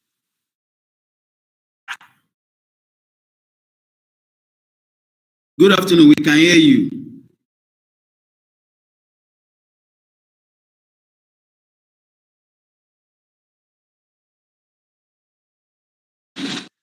Hello, can you hear me? Yes, we can hear you. I said I don't have my presentation available. Can I go on and present without my presentation? No problem. No problem. Okay. Okay, good afternoon, everybody. My name is Moshood. I work with Fidelity Bank, specifically the head of sales for Fidelity Bank SME. To understand, I'm supposed to have a discussion on what our offerings are, As regards SMEs, the offerings is going to be divided into two, the product and of course the proposition. And for the product, of course, it's going to be divided into the conventional liability product and the risk asset product. Then, of course, the proposition is such that we have something that speaks to women, specifically launched last year during the Women International Day. And, of course, other propositions that have to do with capacity building of SMEs generally. So, I will start by discussing the product. But of course, before I can discuss the product, I think I need to give an overview of what the space is, what we're trying to do in the space, and what our focus on the space. So for our SME, what we've done is to categorize SME according to their capacity. So we've decided to adopt the new classification of SMEDAN and National Bureau of Statistics of 2022 that says we now have nano, micro, small and medium enterprises. So of course, the nano are those businesses that are practically artisans, those people that have skills or that have passion about what they can do, and they are trying to make a living out of that. So they naturally do not necessarily have a separate location from the location where they habitate. So if it's your house and you feel you have a flair about barbing people's hair, and you can actually have a clipper, you could just do that in your house or go to the location of your client. Most specifically, this sector is just about one person, just one person. Most times, if you have exception that is more than one, maybe another person will assist. And that fits into the definition of nano, both by Nigeria Bureau of Statistics and now next category, of course, is the micro, are defined as businesses that are between and 5. Some will tell you 1 and 9, but that's less than 10. These are businesses that are quite small. They actually even have to do with one major person or two major person with apprentices working with them. So this time around, we look at micro businesses that covers both services and training. In some cases, you have some light manufacturing also that have micro businesses.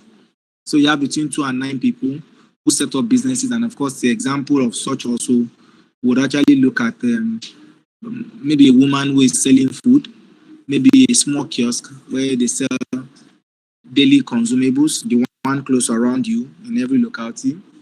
Maybe some other services rendered for you, maybe a fairly big barbing salon that has a separate location. There's a shop, 2, 3, 4 chairs with a mirror in it, and hairdressing for women, maybe a car wash. So something that would require between 2 and 9 persons to run their businesses. Of course, we now talk about small businesses which you have structure. Mostly small businesses are registered. Registration can actually be a business name registration or a limited liability company, as the case may be, which is, we expect that the population of workers in this type of business would be between 10 and 50. Then, of course, we have the medium. This medium share that tiny fence with the small corporate. Usually, in the sectors of manufacturing, that is where you see that number of them. You have some service sector too, where you can get a very big printing press, where you have a lot of people also. But of course, it has to do with light manufacturing or trading that has several outlets. The likes of the eateries, the tantalizers, the place of this world, Mega Chicken and Co. And those are it. So if we understand this, we would expect that once we understand the peculiarity of each of this segmentation, we would also then be able to give product that suits this segmentation. So what we have done is to design liability products for each of these segments that suits them. We have also done risk asset product for each of these segments that suit them. Then we have propositions that also speak to these segments. So on our liability side, liability means that first relationship we have with the bank to open an account. So what type of accounts do we have for this segment? So for our nano and micro, what we've actually done is to create what we call Fidelity Small Business Account, which is actually for individual. Because this segment, nano and micro, with what I've described, you agree with me that they are largely not registered. So it's such that you have them, they come around and open an account in their name, but we know they are small businesses even though they are trading in their names. So we'd allow them open this account and keep a minimum amount of 5,000 in the account. And by keeping 5,000 in the account, it means that you can now run your businesses without being charged account maintenance charges, which is also used to be non-COT. We know that one of the major challenges of SMEs at that level is that they just want to survive. And one of the ways they will survive is you take as much cost as possible of them. Because every other thing they do, they already incur cost for power, cost for space, cost for this or that. So I'm saying when you do banking again, we should also not burden you with additional costs. So give your FSB individual, which is an account that you are supposed to keep 5,000 minimum balance, and you can do turnover up to 5 million every month without being charged account maintenance charge. So we are saying for a whole year, we allow you to do a turnover of up to 60 million. And normally on 60 million, you're supposed to have paid account maintenance charge as high as 60,000. We are saying, look, take it for free. We just want to partner with you. Come on board and survive. Since the slogan is between nano and micro, they just want to survive. The small wants to grow. And of course, the medium now wants to scale to be a population. So we allow them to survive. We also lend to them. So on our lending, what we usually do to them is because we know there are a lot of them and they are dispersed, we actually do not insist that they come into the bank. Once they open the account, which can actually be opened in a touch point, not even in the bank, we have our agent around that can open this account for them. Once they open the account, onboard them with our USD, we also onboard them on our online banking, which can either be the mobile web or the application. Any of the two is just available for us. So once we do that, we are sure you now have an inlet to the bank, and with that, after 3 months with the bank, we look at your turnover in account, and we can also now offer you a loan, which you just in a code from the comfort of your. So that's what we also done. On the comfort of your dream, you could actually and get our loans. So from that level of micro and nano, go to the small. This time around, because you value the business, we also offer you what we call Fidelity business accounts. But this time around, it's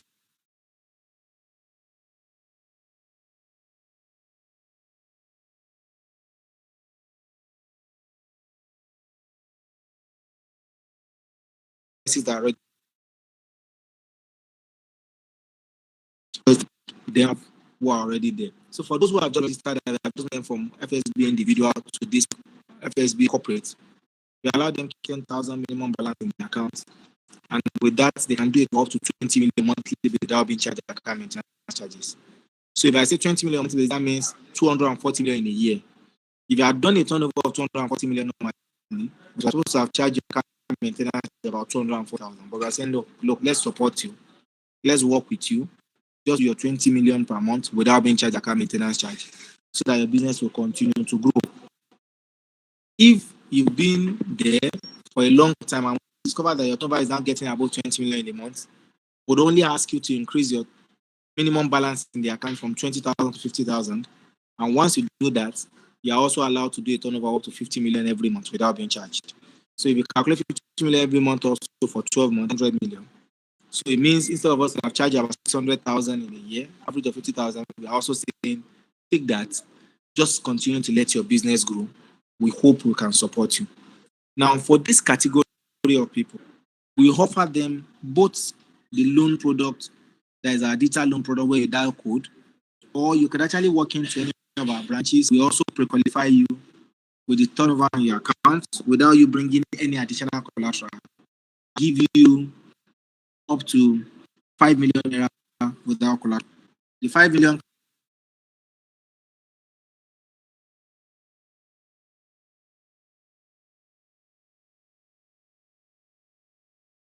can either be, we do that. Move beyond doing a turnover of 50 million per month. Let's to what you are now, SME, which is already well established, straight to go to small corporate. So people what we call fidelity premium businesses who don't want to abuse your business. The business is now premium. For any business that can do 50 million in a month, it becomes a premium business.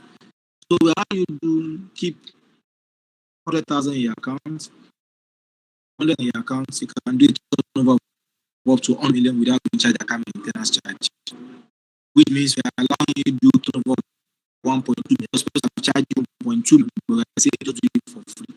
Also, the limit of loan, knowing that turnover has increased and working capital will have increased.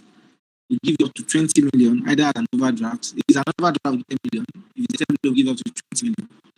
The overdraft is for 90 days, the 10 million is for 6 months, you pay on monthly basis at an attractive interest rate. Without collateral, also relying your cash flow and also knowing that we've seen you grow as time goes on, and we'll do that for you. So, for our liability side, these are accounts we do as an SME.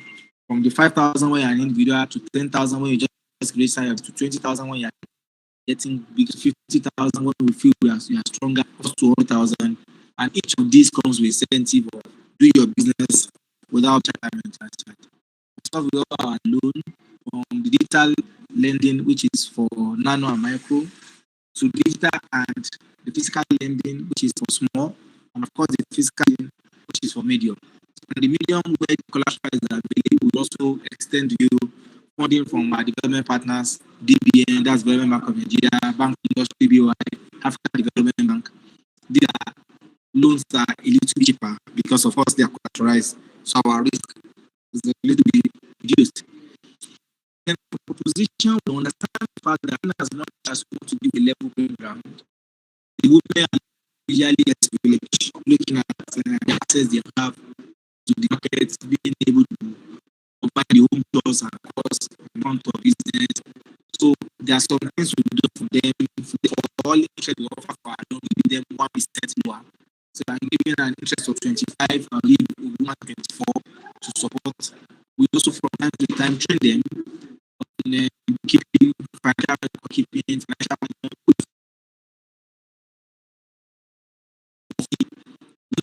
We also train some skill, and actually so there are things to just do their capacity with the market. You know, when it comes to business, there's no data everywhere. Yes, so we just hope one time we support this women with the training with this lower, they will be able to compete with. So that's our proposition. The second proposition we have is we have a lot of partnerships brings to grants. We have partnerships with that. We have a partnership with DBN. These are people that we can do and introduce them, put you on their database, and most certainly when you're in nano or when it's time for them to do their grant distribution.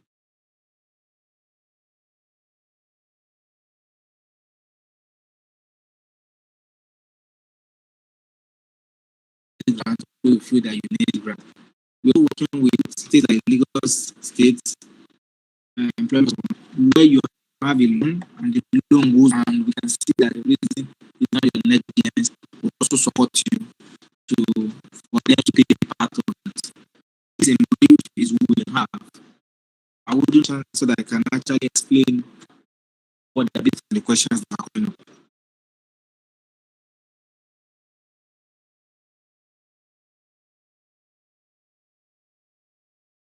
Is anybody there? Yeah, with you. So that's all for me. I don't know if there are questions so that I can address those questions. Okay, so let's check if we have any question. Okay, please, for the Fidelity so far, do we have any question?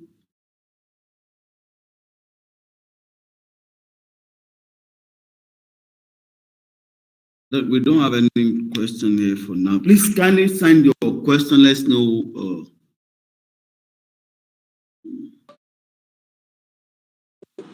Okay, so you can go on. There's no question for now. We can get the questions you have. So maybe I will just stand around in the room while other people okay, so questions that will be available. Okay. What is okay? They always want people. They contact. Then people always want to know, do I need to open an account with Fidelity before I can access? And how many months do I need to run? What are the people always want to know that? And then, because we know that Fidelity at least answer the Nino aspect, and we're looking at that, like all the previous banks, we still talked about the NCR. Perhaps we want to know, always want to know about the NCR. And I can say Fidelity, what you've given to MSME, I mean, they are wonderful. We're wonderful. I remember there was a time Fidelity was talking about the export business. I don't know if you still have that product, especially that now that the AFCTA is trying to see that 2023, that there will be more transaction within the continent of Africa. Do you still have that on your desk? I remember then talking about businesses in export, those in Yes. export business. Okay. Let me ask questions you post. The first is, do you need to open an account with Fidelity Bank? Yes, you need to open an account in Fidelity Bank because there's no way I can give you a loan if you don't have an account. It's inside that account I'll put the loan. Do you need to be in the bank for so long? How many months before you collect loan? No. Today, if you open an account with Fidelity Bank with complete documentation, we need a 3-month statement of account, not compulsory Fidelity Bank. If the statement of account comes from any of the other commercial bank, we don't mind. Even if it comes from a microfinance bank, we don't mind, as far as it's a bank that is registered by CBN.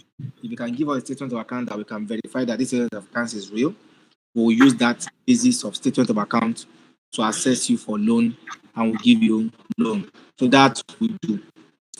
On exports, I think it's not only whether we are still in export. It is a discussion based on what CBN resolution, what's it called, pronouncement December said. It was a question where are we not the leading one in export? Because beyond the training we used to do zero to export. We had a partnership currently running with Lagos Business School where we train people on export. Sometimes in November, we were in London to go and negotiate on behalf of exporters. And we actually brought exporters into UK in London.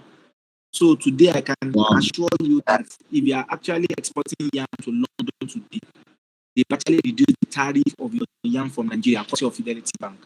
What that means is if you export yam from Nigeria, someone export yam from Ghana, someone export yam from Ethiopia, the landing cost of your yam in UK is going to be cheaper because they've waived some tariffs. So if normally a 2 yam is supposed to be £2, and the tariff is supposed to be another £1, making £3, the cost that is landing in UK. Today we have said we've reduced the tariff to maybe 50 pence. So that means your own land cost will be £2 and 50 pence, while other countries' one will be £3. Wow. What that means is, even if you sell at the same price, you make profit, and if you want to reduce the price, you sell more. We did FITC last year, November, in London, and I can give you the good news. We are holding another one in Rwanda before the end of first quarter, before March, end of March, and we are repeating the one in UK before the end of second quarter in June. Wow. That is to tell you how much you are investing in exports. We do, I said, professional to women. We do training on people who want to go into exporting with Lagos Business School. What we have done for women is the amount they are supposed to pay in Lagos Business School, Fidelity Bank will pay 50% for women.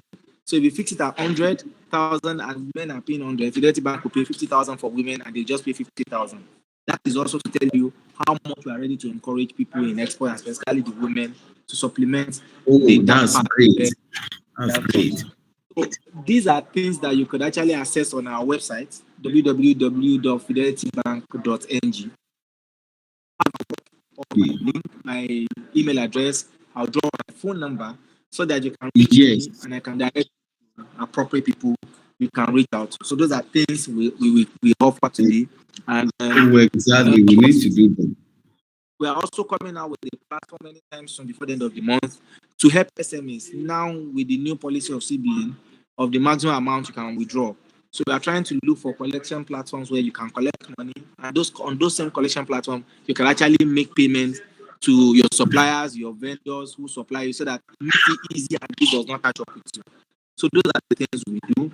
and we will be willing to partner with you if there are peculiarities in a sector of business. We'll be willing to partner with any group like that. Thank you. Oh, thank you, Mr. Moshood Oyewole. That was a great time. So, if we have any questions, please give us all the details we need for people who would like to follow up. Especially this export stuff, people need to know that we have opportunity with Fidelity. It's just going, make your inquiry and prepare yourself.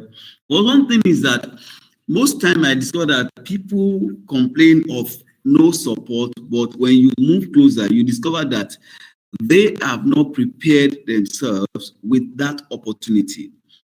With that, so when you prepare yourself and then you take step, obviously there's help outside there.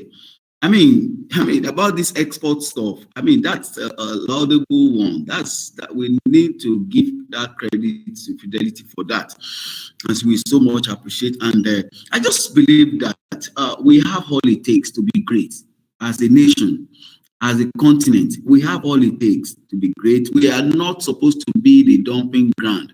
We're not supposed to be the continent and nations looking up to people to give us hate every now and then. Now, if they give us, now let's see how we build ourselves and let's become donors and not just consumers. We are globally making an impact. So let's have the stuff, and you have it. People will be, and then we'll be moving now. So please, when you have it, Mr. Samuel, please kindly collect that and let's have them, and then drop at the chat for people to follow. While we move now, we can't go to Fidelity without your, and not go to Fidelity without your bookkeeping.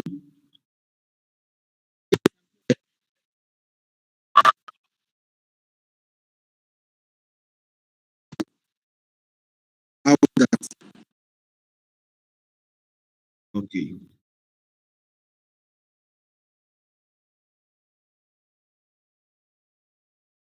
Okay. So I think we're good to go now for bookkeeping so that we get ourselves prepared to be able to access. So please let's bring in our next speaker.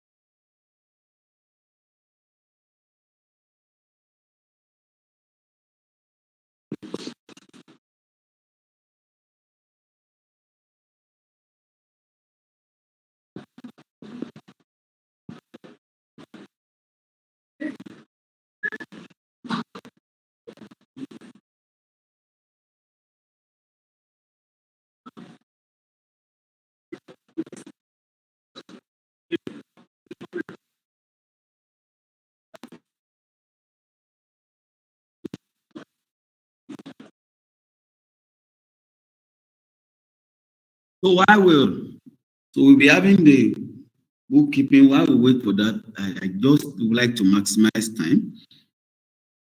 Okay, moshood.oyewole@fidelitybank.ng.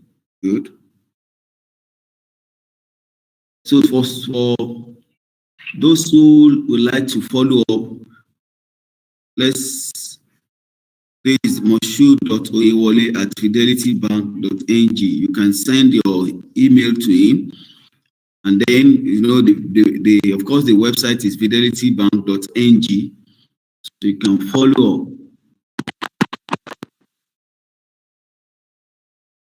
So, Mr. Moshood Oyewole, thanks so much for your time. Thanks for coming around, and thanks for Fidelity for the love for MSME. We really appreciate. Thank you for always available. Thanks so much.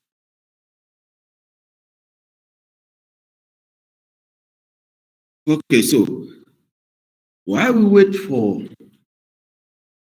the next,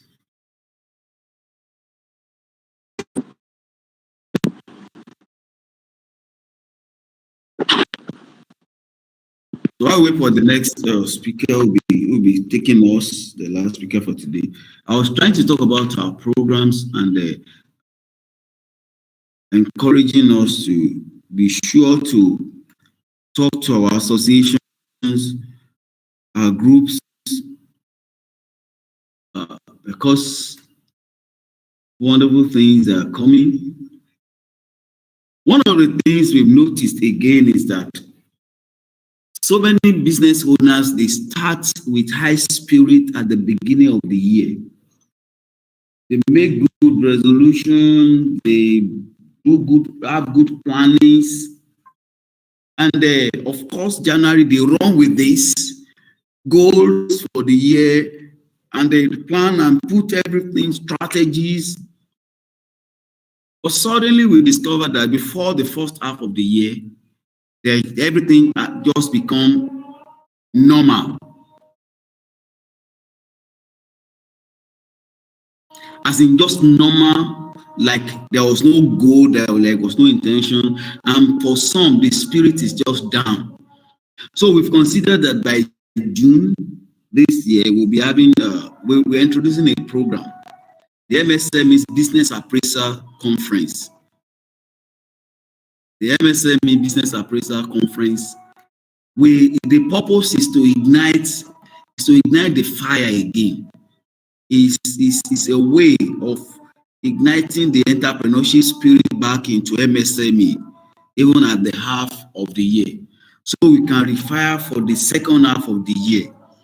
So it's part of the plans we have, part of the program that is coming up, because we discovered that so many, because of one failure or the other, people just give up.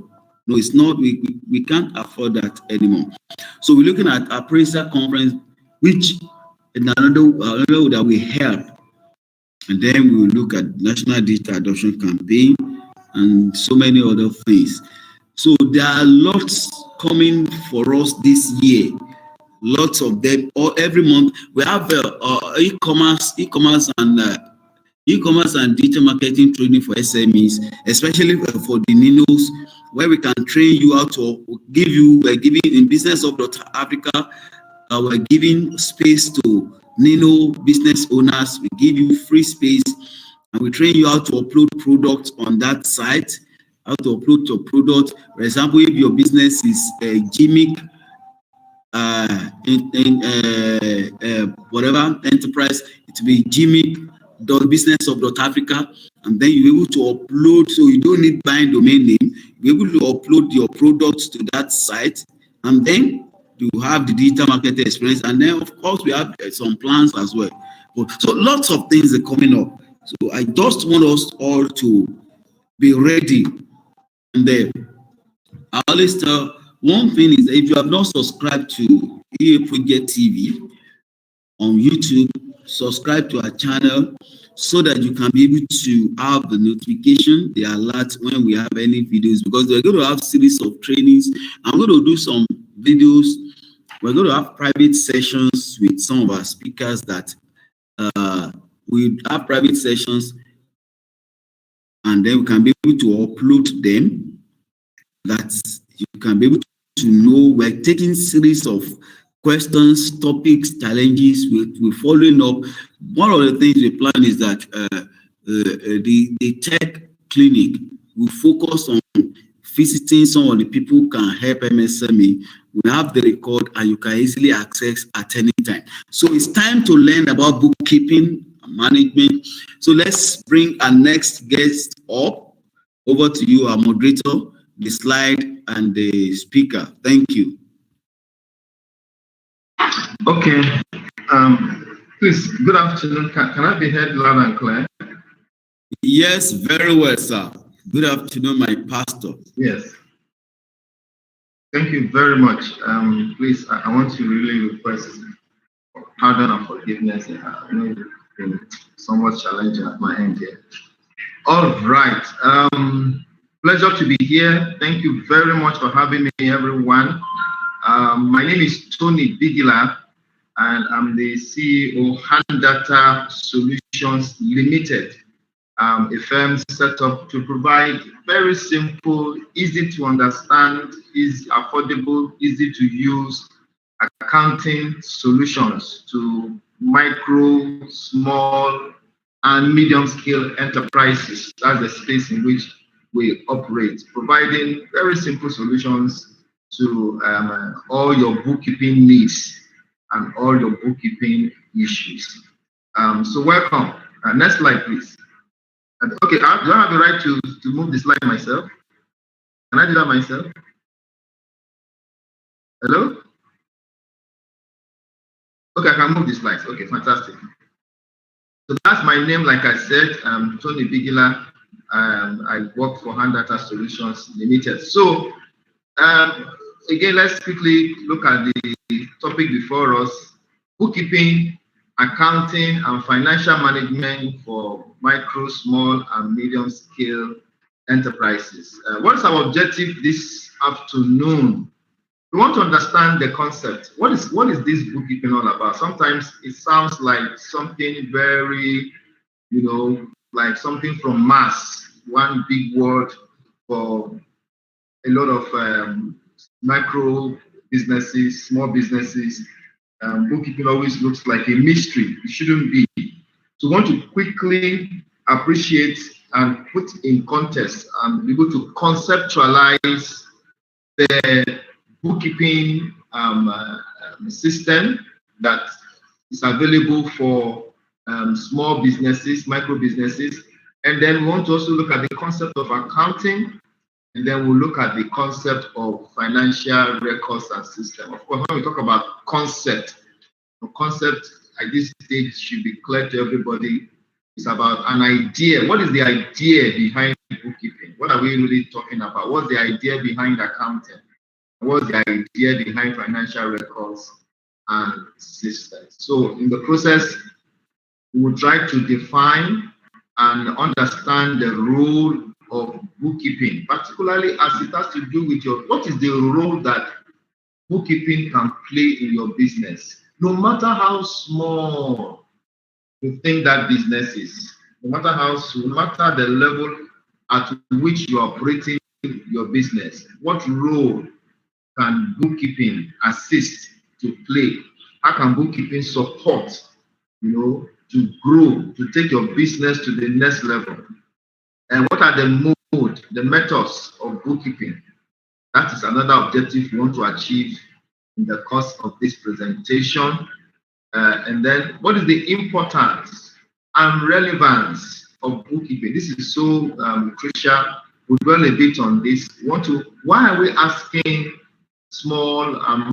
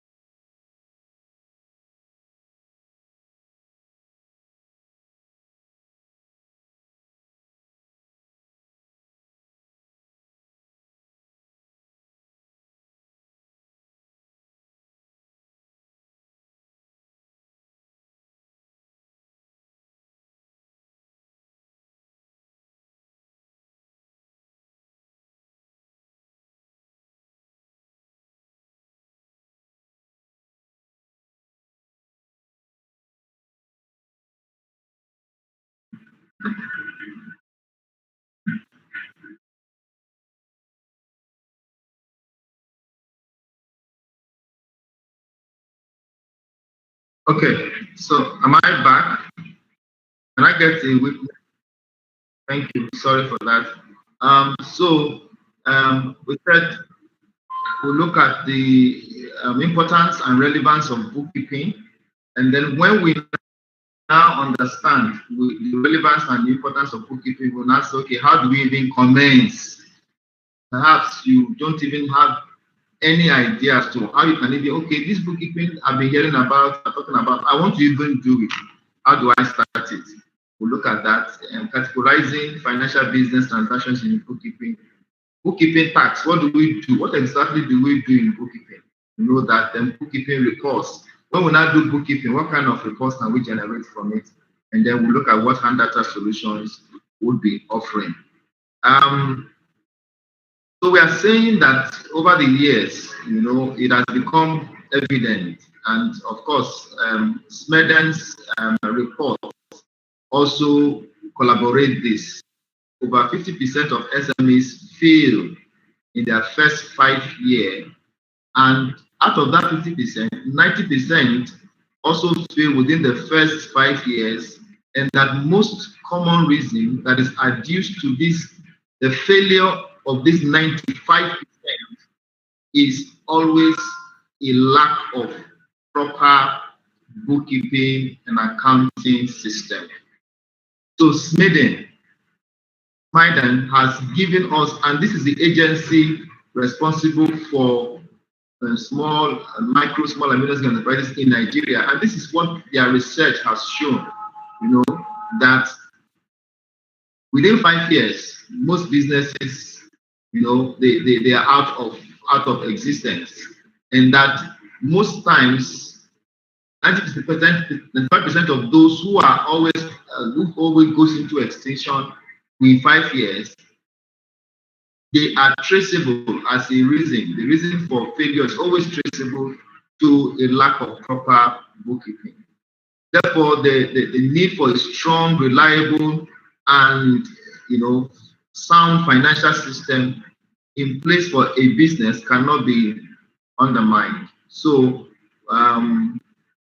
if you want to have a sustainable business in this economy today, in our world today, if you want people to be able to grow your business and have people relate with you, you cannot but, you know, incorporate a good system of bookkeeping and accounting into your business, so that you don't fall into the category of this 95% of people who will end up losing their business for lack of proper financial accountability that will have a strong base in bookkeeping. So there are 3 terms we want to quickly look at in the course of our presentation. We want to look at bookkeeping as a term, we want to look at accounting as a term, and we want to look at financial management as a term. At this point, permit me to just read from my, you know, verbatim from my slide, that it is the bookkeeping. So this term bookkeeping is the process of, one, you record on a day-to-day basis. You see, on a day-to-day basis, the details of your financial transactions, the details of your business financial transactions, where Naira and Kobo is involved. Anytime Naira and Kobo is sent on an errand or is received into the coffers of your business, bookkeeping is about capturing those details. You know, you capture those details. Once you are doing that on a daily basis, then you are said to be having a bookkeeping system in place for your business. So bookkeeping is about that process of recording it. You see, you record it. Then when you record it, you organize that information, because it is one thing for you to record, but it is not properly organized in such a way that we can make meaning out of what has been recorded. Then whatever has been done becomes a waste of time. So in bookkeeping, we're not just talking about recording, We are talking about recording it in an organized manner that will enable us be able to track. We can now say, okay, oh, this is your business. This is how it looks like. In hand data, what we try to do is that we believe that every business is generating data. You see, generating data, and we will try to put the data of your business in your hands, hand data. So that anywhere you go, you are carrying the numbers that your business is generating in your hands. So bookkeeping is process of recording all the details of your financial transactions on daily basis. You sold, you record it. You bought, you record it. You spend money on telephone, you record it. You spend money on transport, you record it. You borrow, you record it. You loaned out, you record it. So all of this recording is what bookkeeping is about. You want to sell a service, you use invoice to do it. It's all part of your bookkeeping.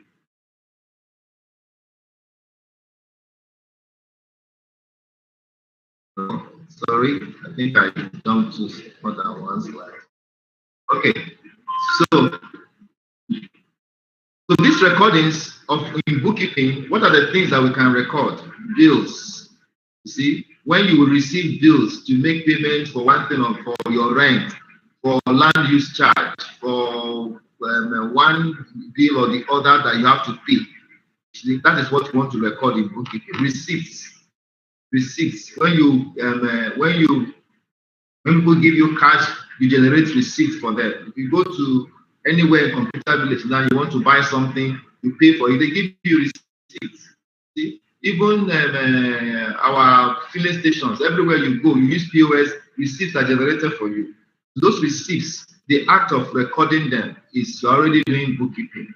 Invoices, people want to come and buy goods from you, you issue an invoice and say, oh, this is the an evidence that you paid me the sum of ₦1 million for 10 tires, Dunlop tires. So I issue an invoice. That is what it is, that invoice that we will use for keeping and recording that financial transaction. Purchase orders.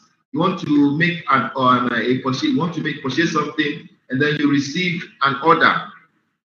You receive an order that would enable you ensure that you prepare for those who want to purchase something from you. Inventory system. This is so important. There are so many businesses that deal with a lot of inventories, and they usually don't have those inventories are scattered. I mean, we have a woman.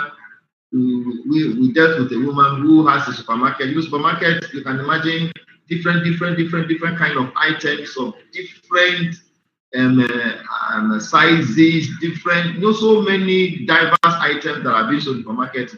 So sometimes people don't have a proper record of what this inventory are. They don't know how much they have sold. They don't know how much remains. So the business is just in shambles. The staff are stealing from them on daily basis. We have a client who for a period of over 6 months, staff kept on stealing and stealing. What she just realized is that the goods are leaving the shelves. The money in the bank and in her hand doesn't seem to correspond to the amount of goods that have left. Okay, show us record. No record to show what is going out or what is coming in. So when we come in, we give you an inventory system that can help you capture as inventory is coming into your business, as inventory is leaving your business. So this can be done both manually, and also can be done automatically. That we can automate that business and make the bookkeeping system for you. What's the model of the method of bookkeeping? Bookkeeping can be done manually, I just said it now, or which is by recording in a book. So normally what you will see before now, or anyway, you still see them in some organizations, is that people have small notebooks. They have bought 60 leaves notebooks, 80 leaves, we used to call it higher education in those days.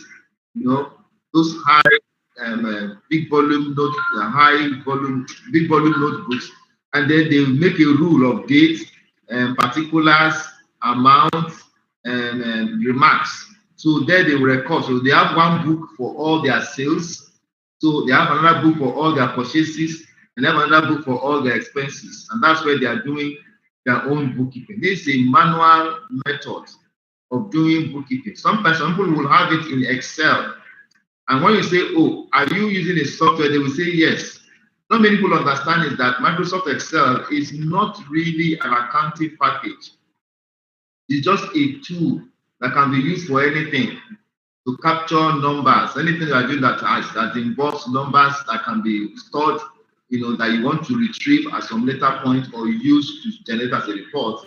Microsoft Excel is, you can use it, but it's not a software that can help you to manage your accounting records.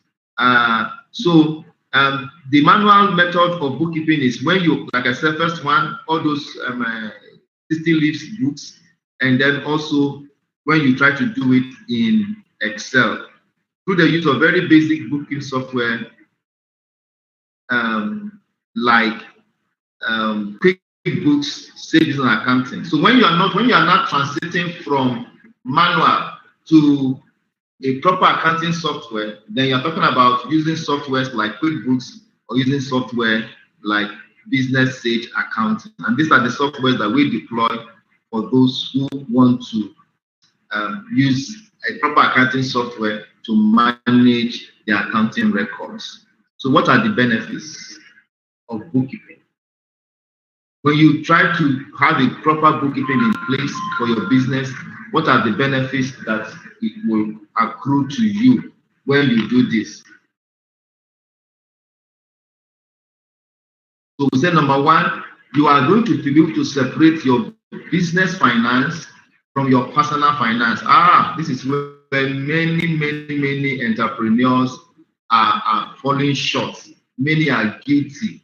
Most people, in fact, if you take time to investigate, 95% of those whom we said will always have their whose businesses we said fail for lack of proper bookkeeping. Part of the things they are really guilty of is not being able to separate their personal finance from their business finance. So everything is lumped together.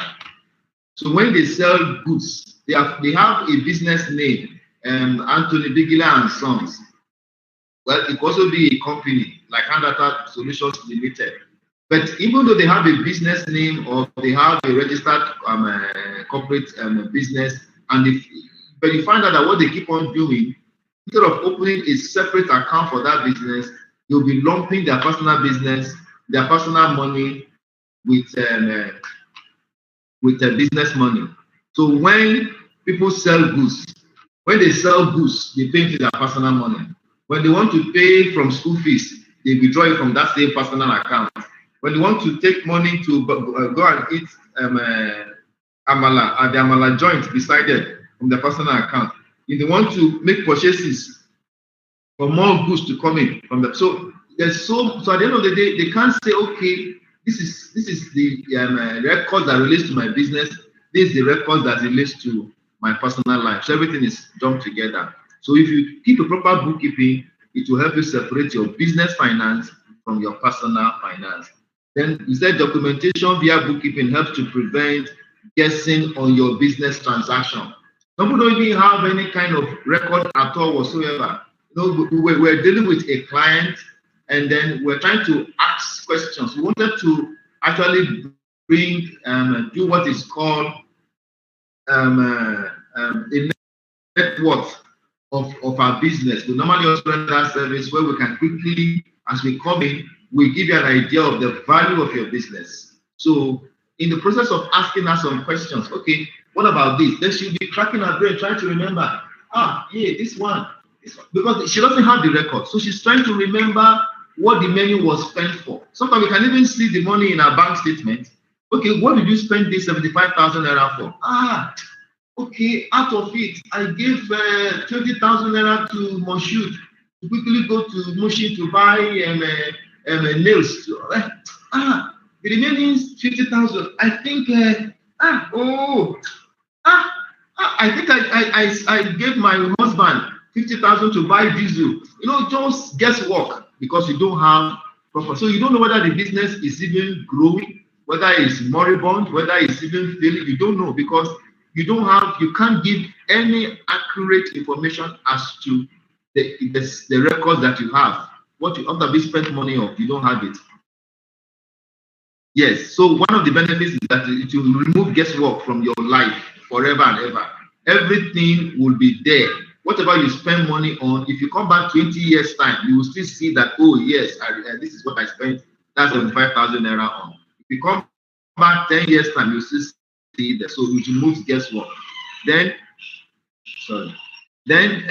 in one of the major ways to track, progress. I just mentioned it. It's a business making progress. How will you know? It's through bookkeeping.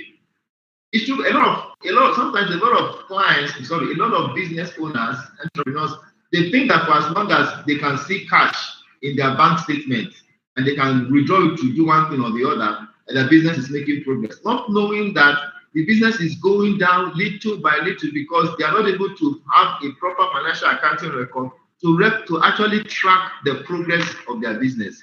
So you need bookkeeping. One of the benefits it will give you is that it will help you to track whether you are making progress in your business or you're not making progress in your business. When properly organized, it makes filing of tax. These days, the tax authorities are coming very hard on even entrepreneurs. Even individuals are not finding it easy. The government wants to rake in money by all means. So it is through bookkeeping you need to properly know how to do your tax filing from your payee to your VAT to your company income tax. A business that keeps proper records, we find it easy. I think I'm running out of time, so I'm trying to be fast a bit now. If a business that keeps proper records, we find it easier to access loans. But we just spoke about loans now. We just spoke about giving loans to businesses. I tell you, most banks that knows their onions, when they come to you, particularly if you are a corporate organization, when they come to you and they want to give you a facility, one of the first things they'll be asking, okay, let's see your books. What have you done in the last 3 years? What have you done in the last 1 year? What have you done in the last 2 years? Let's see, how have you fared? Because they need those information to be able to even determine, one, do you even deserve a loan at all in the very first instance? Two, how much will we even give you? Because they want to be sure that if you're asking for a loan of 10 million naira, it means that your business is even worth up to 10 million, so that in case the business fails, there's something we can even sell to recoup our money. It is bookkeeping that will show them. It is bookkeeping that will show them what are your assets, what are your liabilities, what sales have been made over the past 3 years, what sales have been made over the past 4 years, what is the net profit, what is your gross profit, what are your expenses like. It is bookkeeping that will make them see. So when they see, then I say, oh, based on what we can see in your bookkeeping records for the past 3 years, even though you are asking for 20 million, we think you even deserve 30 million. We think you even deserve 50 million. But if you don't have a proper bookkeeping record, they won't want to come. And that's why many companies, when they come, you tell them, oh, you see, we're importing this. Well, they will look at it, oh, it will look good to them, but the fear of the unknown, the fear of not knowing the true state of your business will make them to begin to withdraw. So you need bookkeeping for bankers to become your friend and be able to, release facilities onto you. Makes it easier for businesses to run independent of you. It can become a legacy. You can bequeath. Again, African problem. Many of us run businesses and the business dies with us. Once we die, the business is dead. When we are sick, the business is sick. When we're out of town, the business is out of town. Whatever happens to us also happens to the business. Because once you are not available, we don't even know what to do with anything. Everything is shrouded in mystery. Everything, you are the alpha and omega of the business. Everything just surrounds you, you and you alone. You've run it for almost 20 years.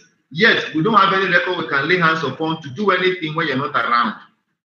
So we have to depend on you for everything. We call you, we look for you, we have to consult you, we have to be with you to be able to do anything with your business, because we can't lay hold on any financial records to be able to take a decision when you are not around. So this is what another bookkeeping will do for you, is to make your business become independent of you.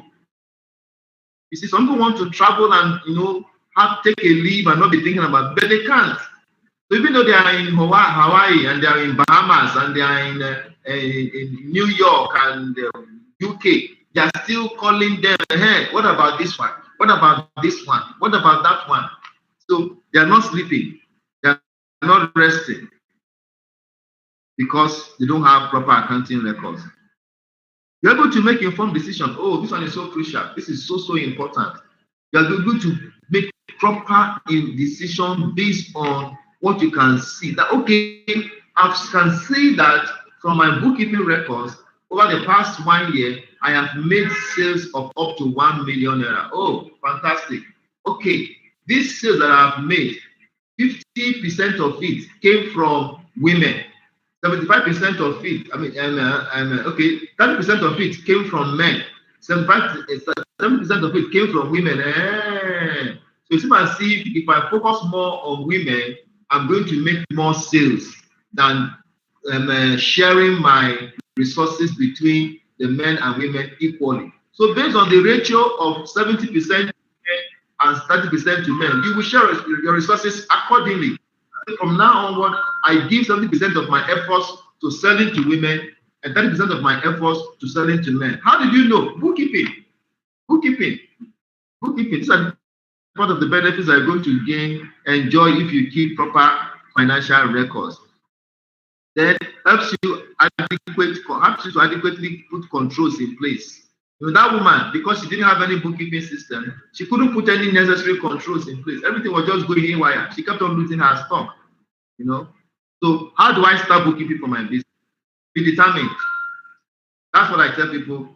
First of all, many entrepreneurs are not determined. They have not made up their minds to have proper accounting records for their business. So because they have not done so, they are not able to do it. They just feel that I bet that's not what I'm talking about now. They feel that it's not important because they've not made up on that. The first way to start is to make up your mind. I'm going to start having proper accounting records on this. That's the first thing to do. Secondly, separate your business from yourself.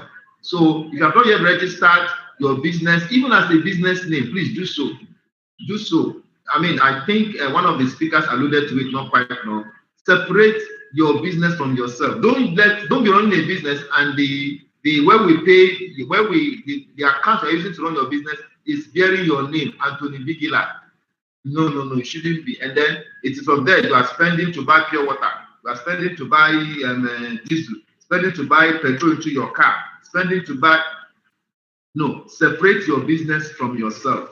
So if you have not yet registered, go and register with CAC for even business name. Register it, and as soon as you register, make sure that you start moving all your business transactions through that business name. Open bank accounts, like I just said it. Decide on how you want to do it. Do you want to start with manual and graduate to proper accounting software, or you want to start with proper accounting software, which is what we advise. Start with proper accounting software. Engage professionals like us to help you, up either software wise, or you have somebody for us that we can train. We train the person, and the person can start for you. Select which mode you want to use. I just mentioned either manual or bookkeeping software, or both. Start recording into your books. It's very easy. It's very, very easy.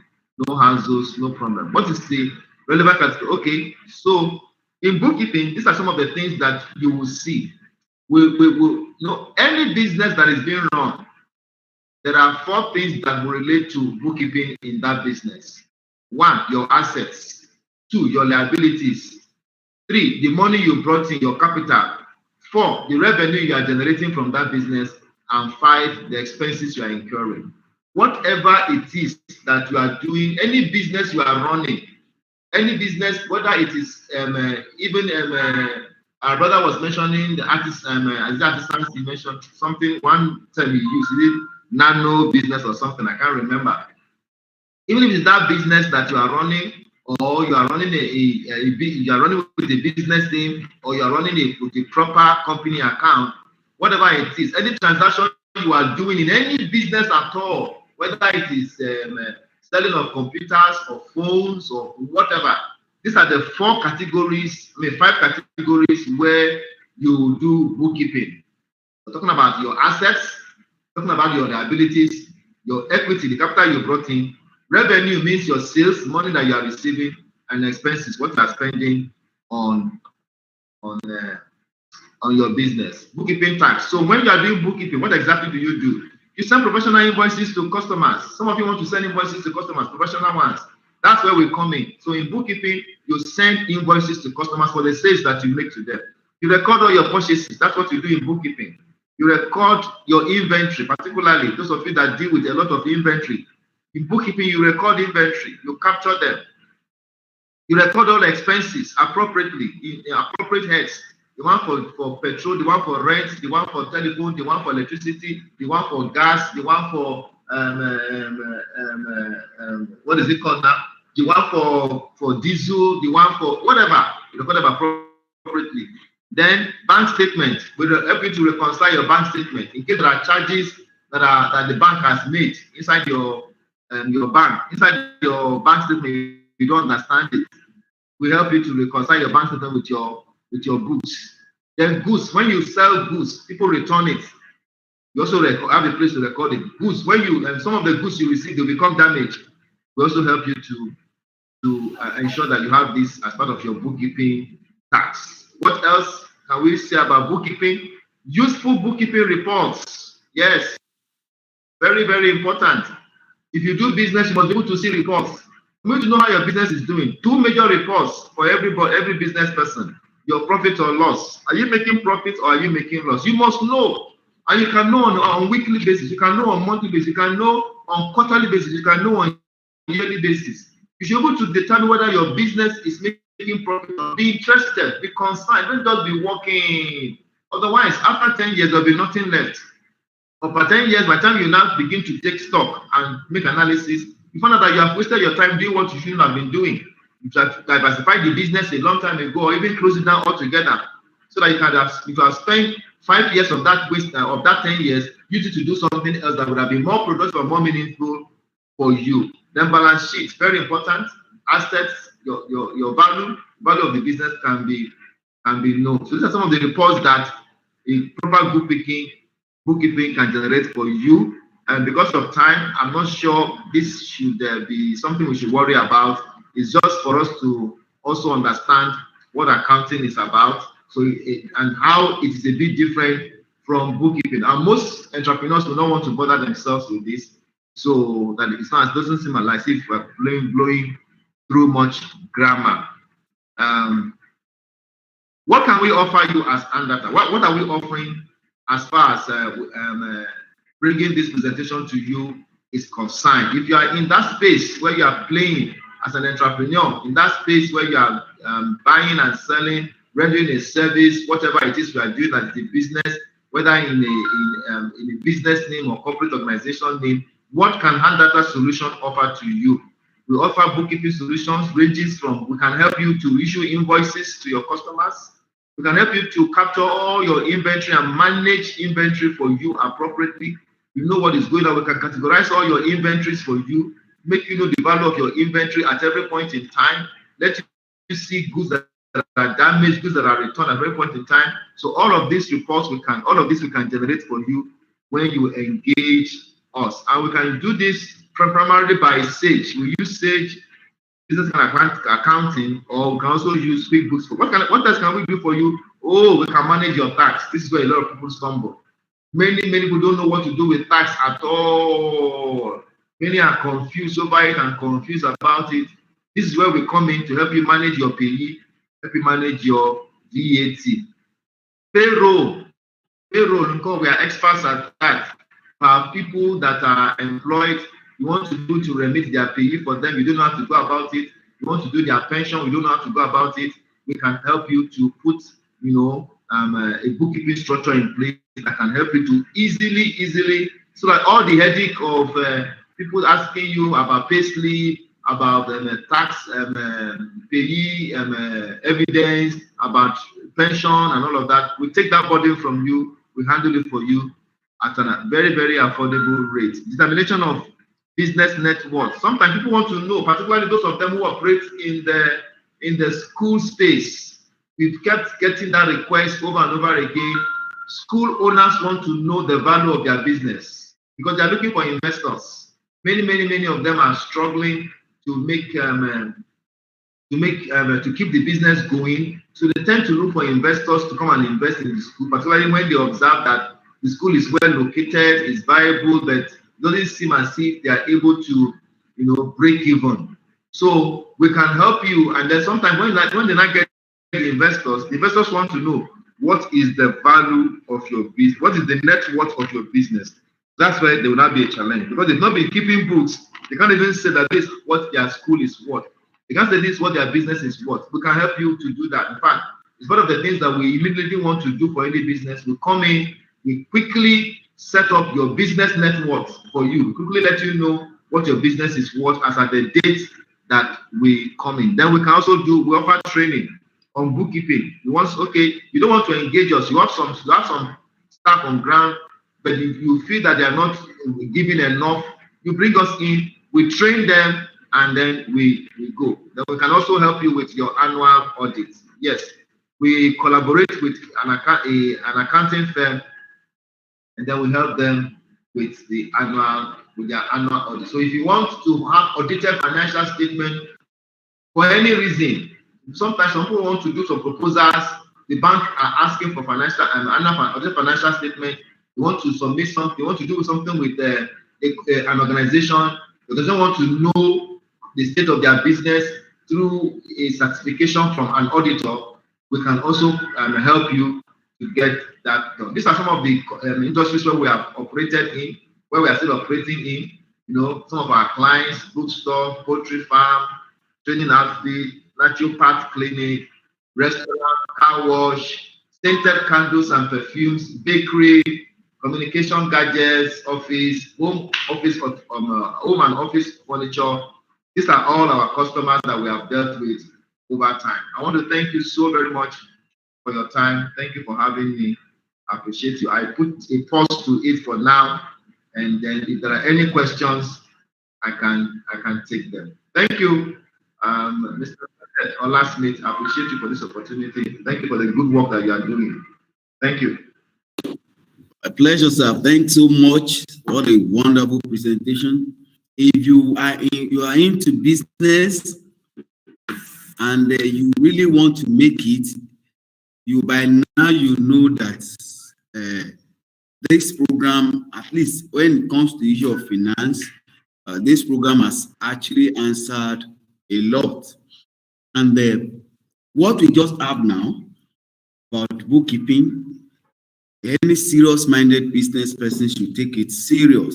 If you are serious, you should take this serious. So let's have our questions. And then you have please. I will need the contact because okay, I think I have my contact. Yes, so okay. You can reach me. You can reach me on.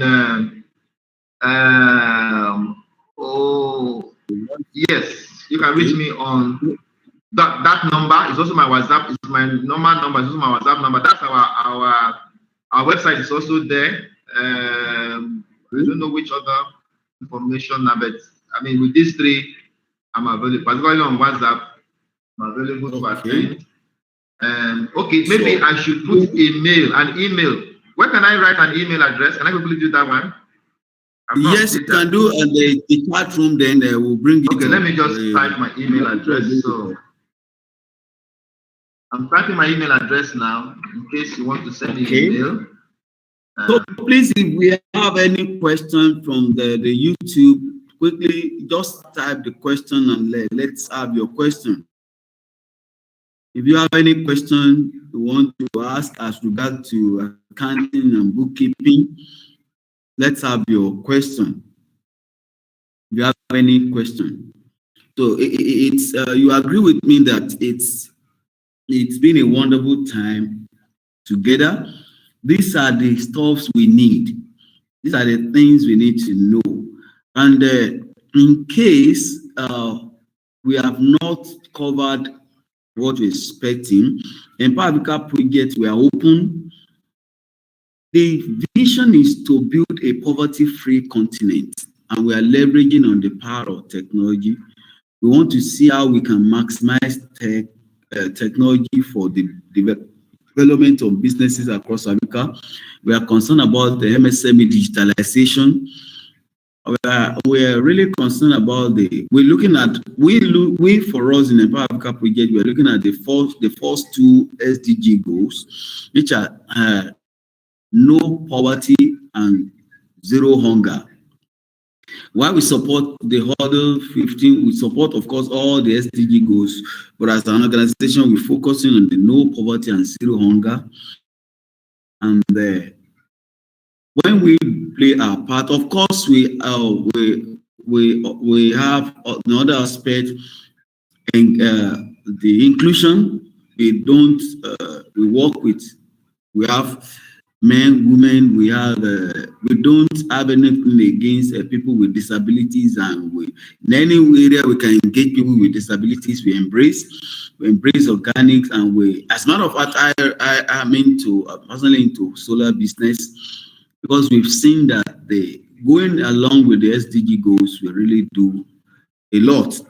So if you think that if you have any question, or I say it for us in the Empower Africa project, people say to me, we don't give money. If we have any grant opportunity or money, we share with people, whatever we share with people. And we believe in information, that if you can pass across information, you can easily get what you need. We don't give out. If anybody, like I talked about one Empower African projects, scam website, Facebook last year, we don't ask you to sign up and pay any form. We don't give out form that people should pay us, and then we don't promise you grants or loan. We don't give loan, we don't give grants. We only connect. We connect you with opportunity. And if you need any training or support around digital, you need a website, you need digital marketing, whatever. What we do is very open. We help for digitalization, and we try as much as possible to, for example, we have a hosting company. Instead of you paying dollars or paying big money, we have sizable, wonderful hosting platforms for SMEs. These are the things we have. And then we try to bring opportunities that are available that you probably don't know closer to you. This is what we do. So we appreciate our speaker for this. And so do we have the email, the chat room, and then bring it up. So I've sent it. Okay.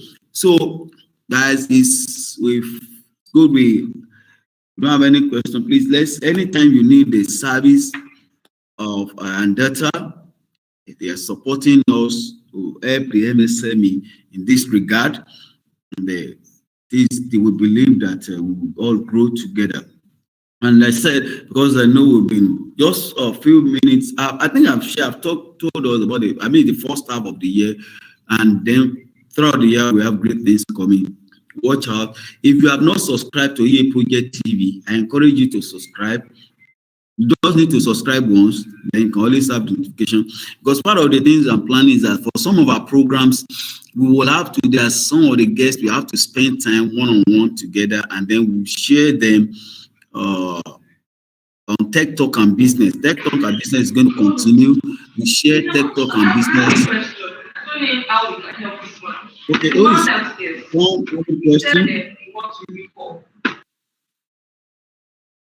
Oh, okay. So we will, in Tech Talk and Business, we will reach out to those who have things for MSME, and we share on the EA Project TV on YouTube for you to watch and follow up. That's why it's very, very important and to use. You subscribe, and then for some of the programs coming up, if you have a free, there are 3 different programs that we need that if you have your association, your organization, if you want for digitalization, either you want like e-commerce training for your group, and digital marketing training, any digital skills training, and you want us to come help your group, Empower Africa project, to be ready to do that for your business association or group, that's number 1.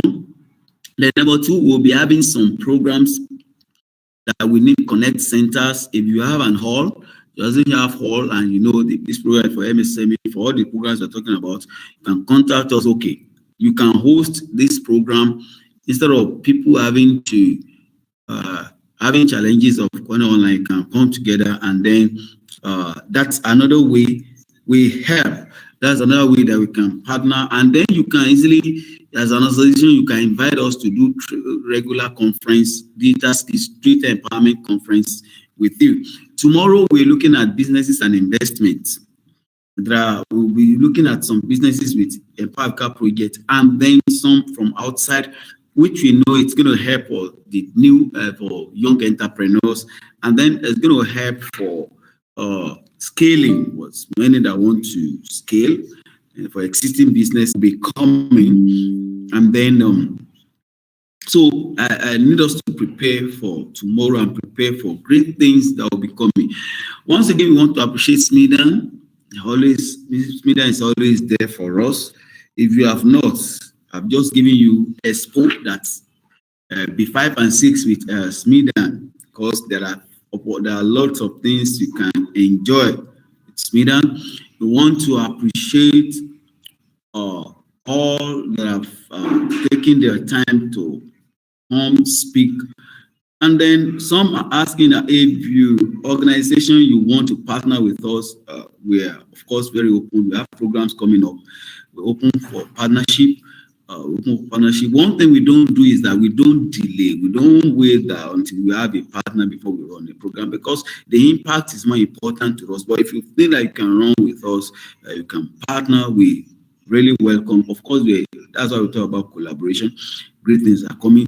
So please, it's not what you know that matters. We always say this, but what you do with what you know. Let's not get all this information and just sit down. My reverend will say, sit down, go do costly. Let's do something with the information that we have. Let's do something with all from the NCR stuff. I mean, and then let's talk to people about all these opportunities. Let's talk to our families, our friends. Let's talk to our people about them. See what you can do. Enter Sterling Bank, WEMA, talk to PROSPA, talk to Fidelity. I mean, look at the export opportunities. So many people don't know that they can, that there's opportunity there. And then thank God for the presentation on bookkeeping.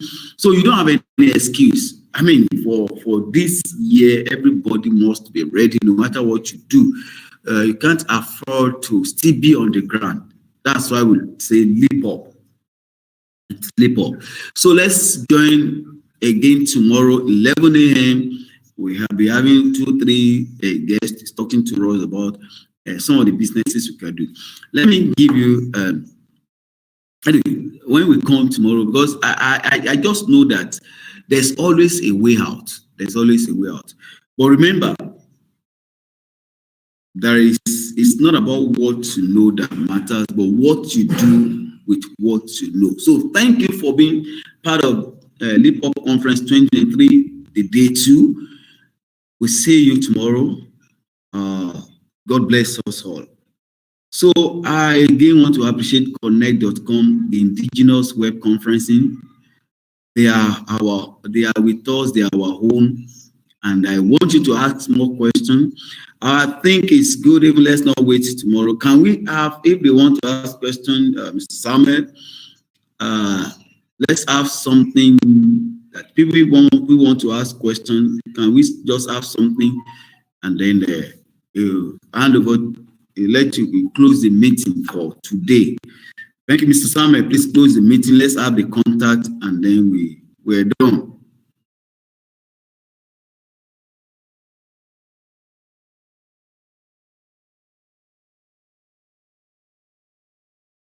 So, can we have you close the meeting for us? And let's speak. Some people probably will not want to know 1 or 2 things about Connect.com. So please, over to you.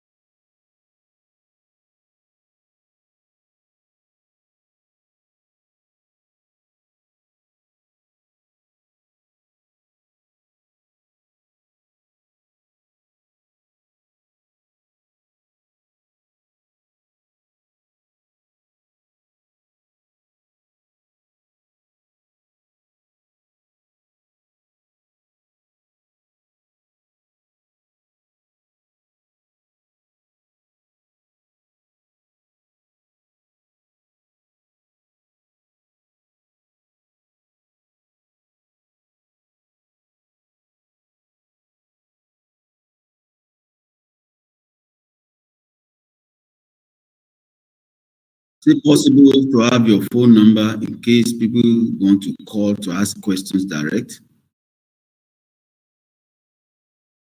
Yeah.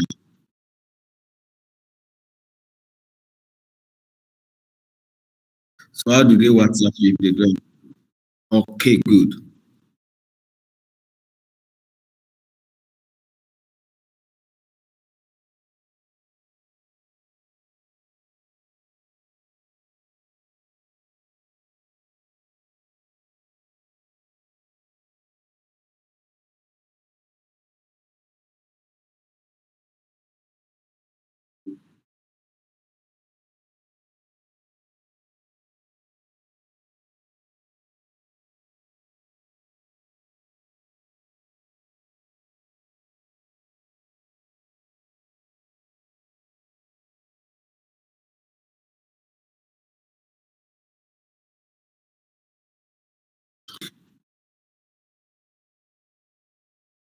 Yeah, so please close the meeting. We're done. Thank you for today. We'll see you guys tomorrow.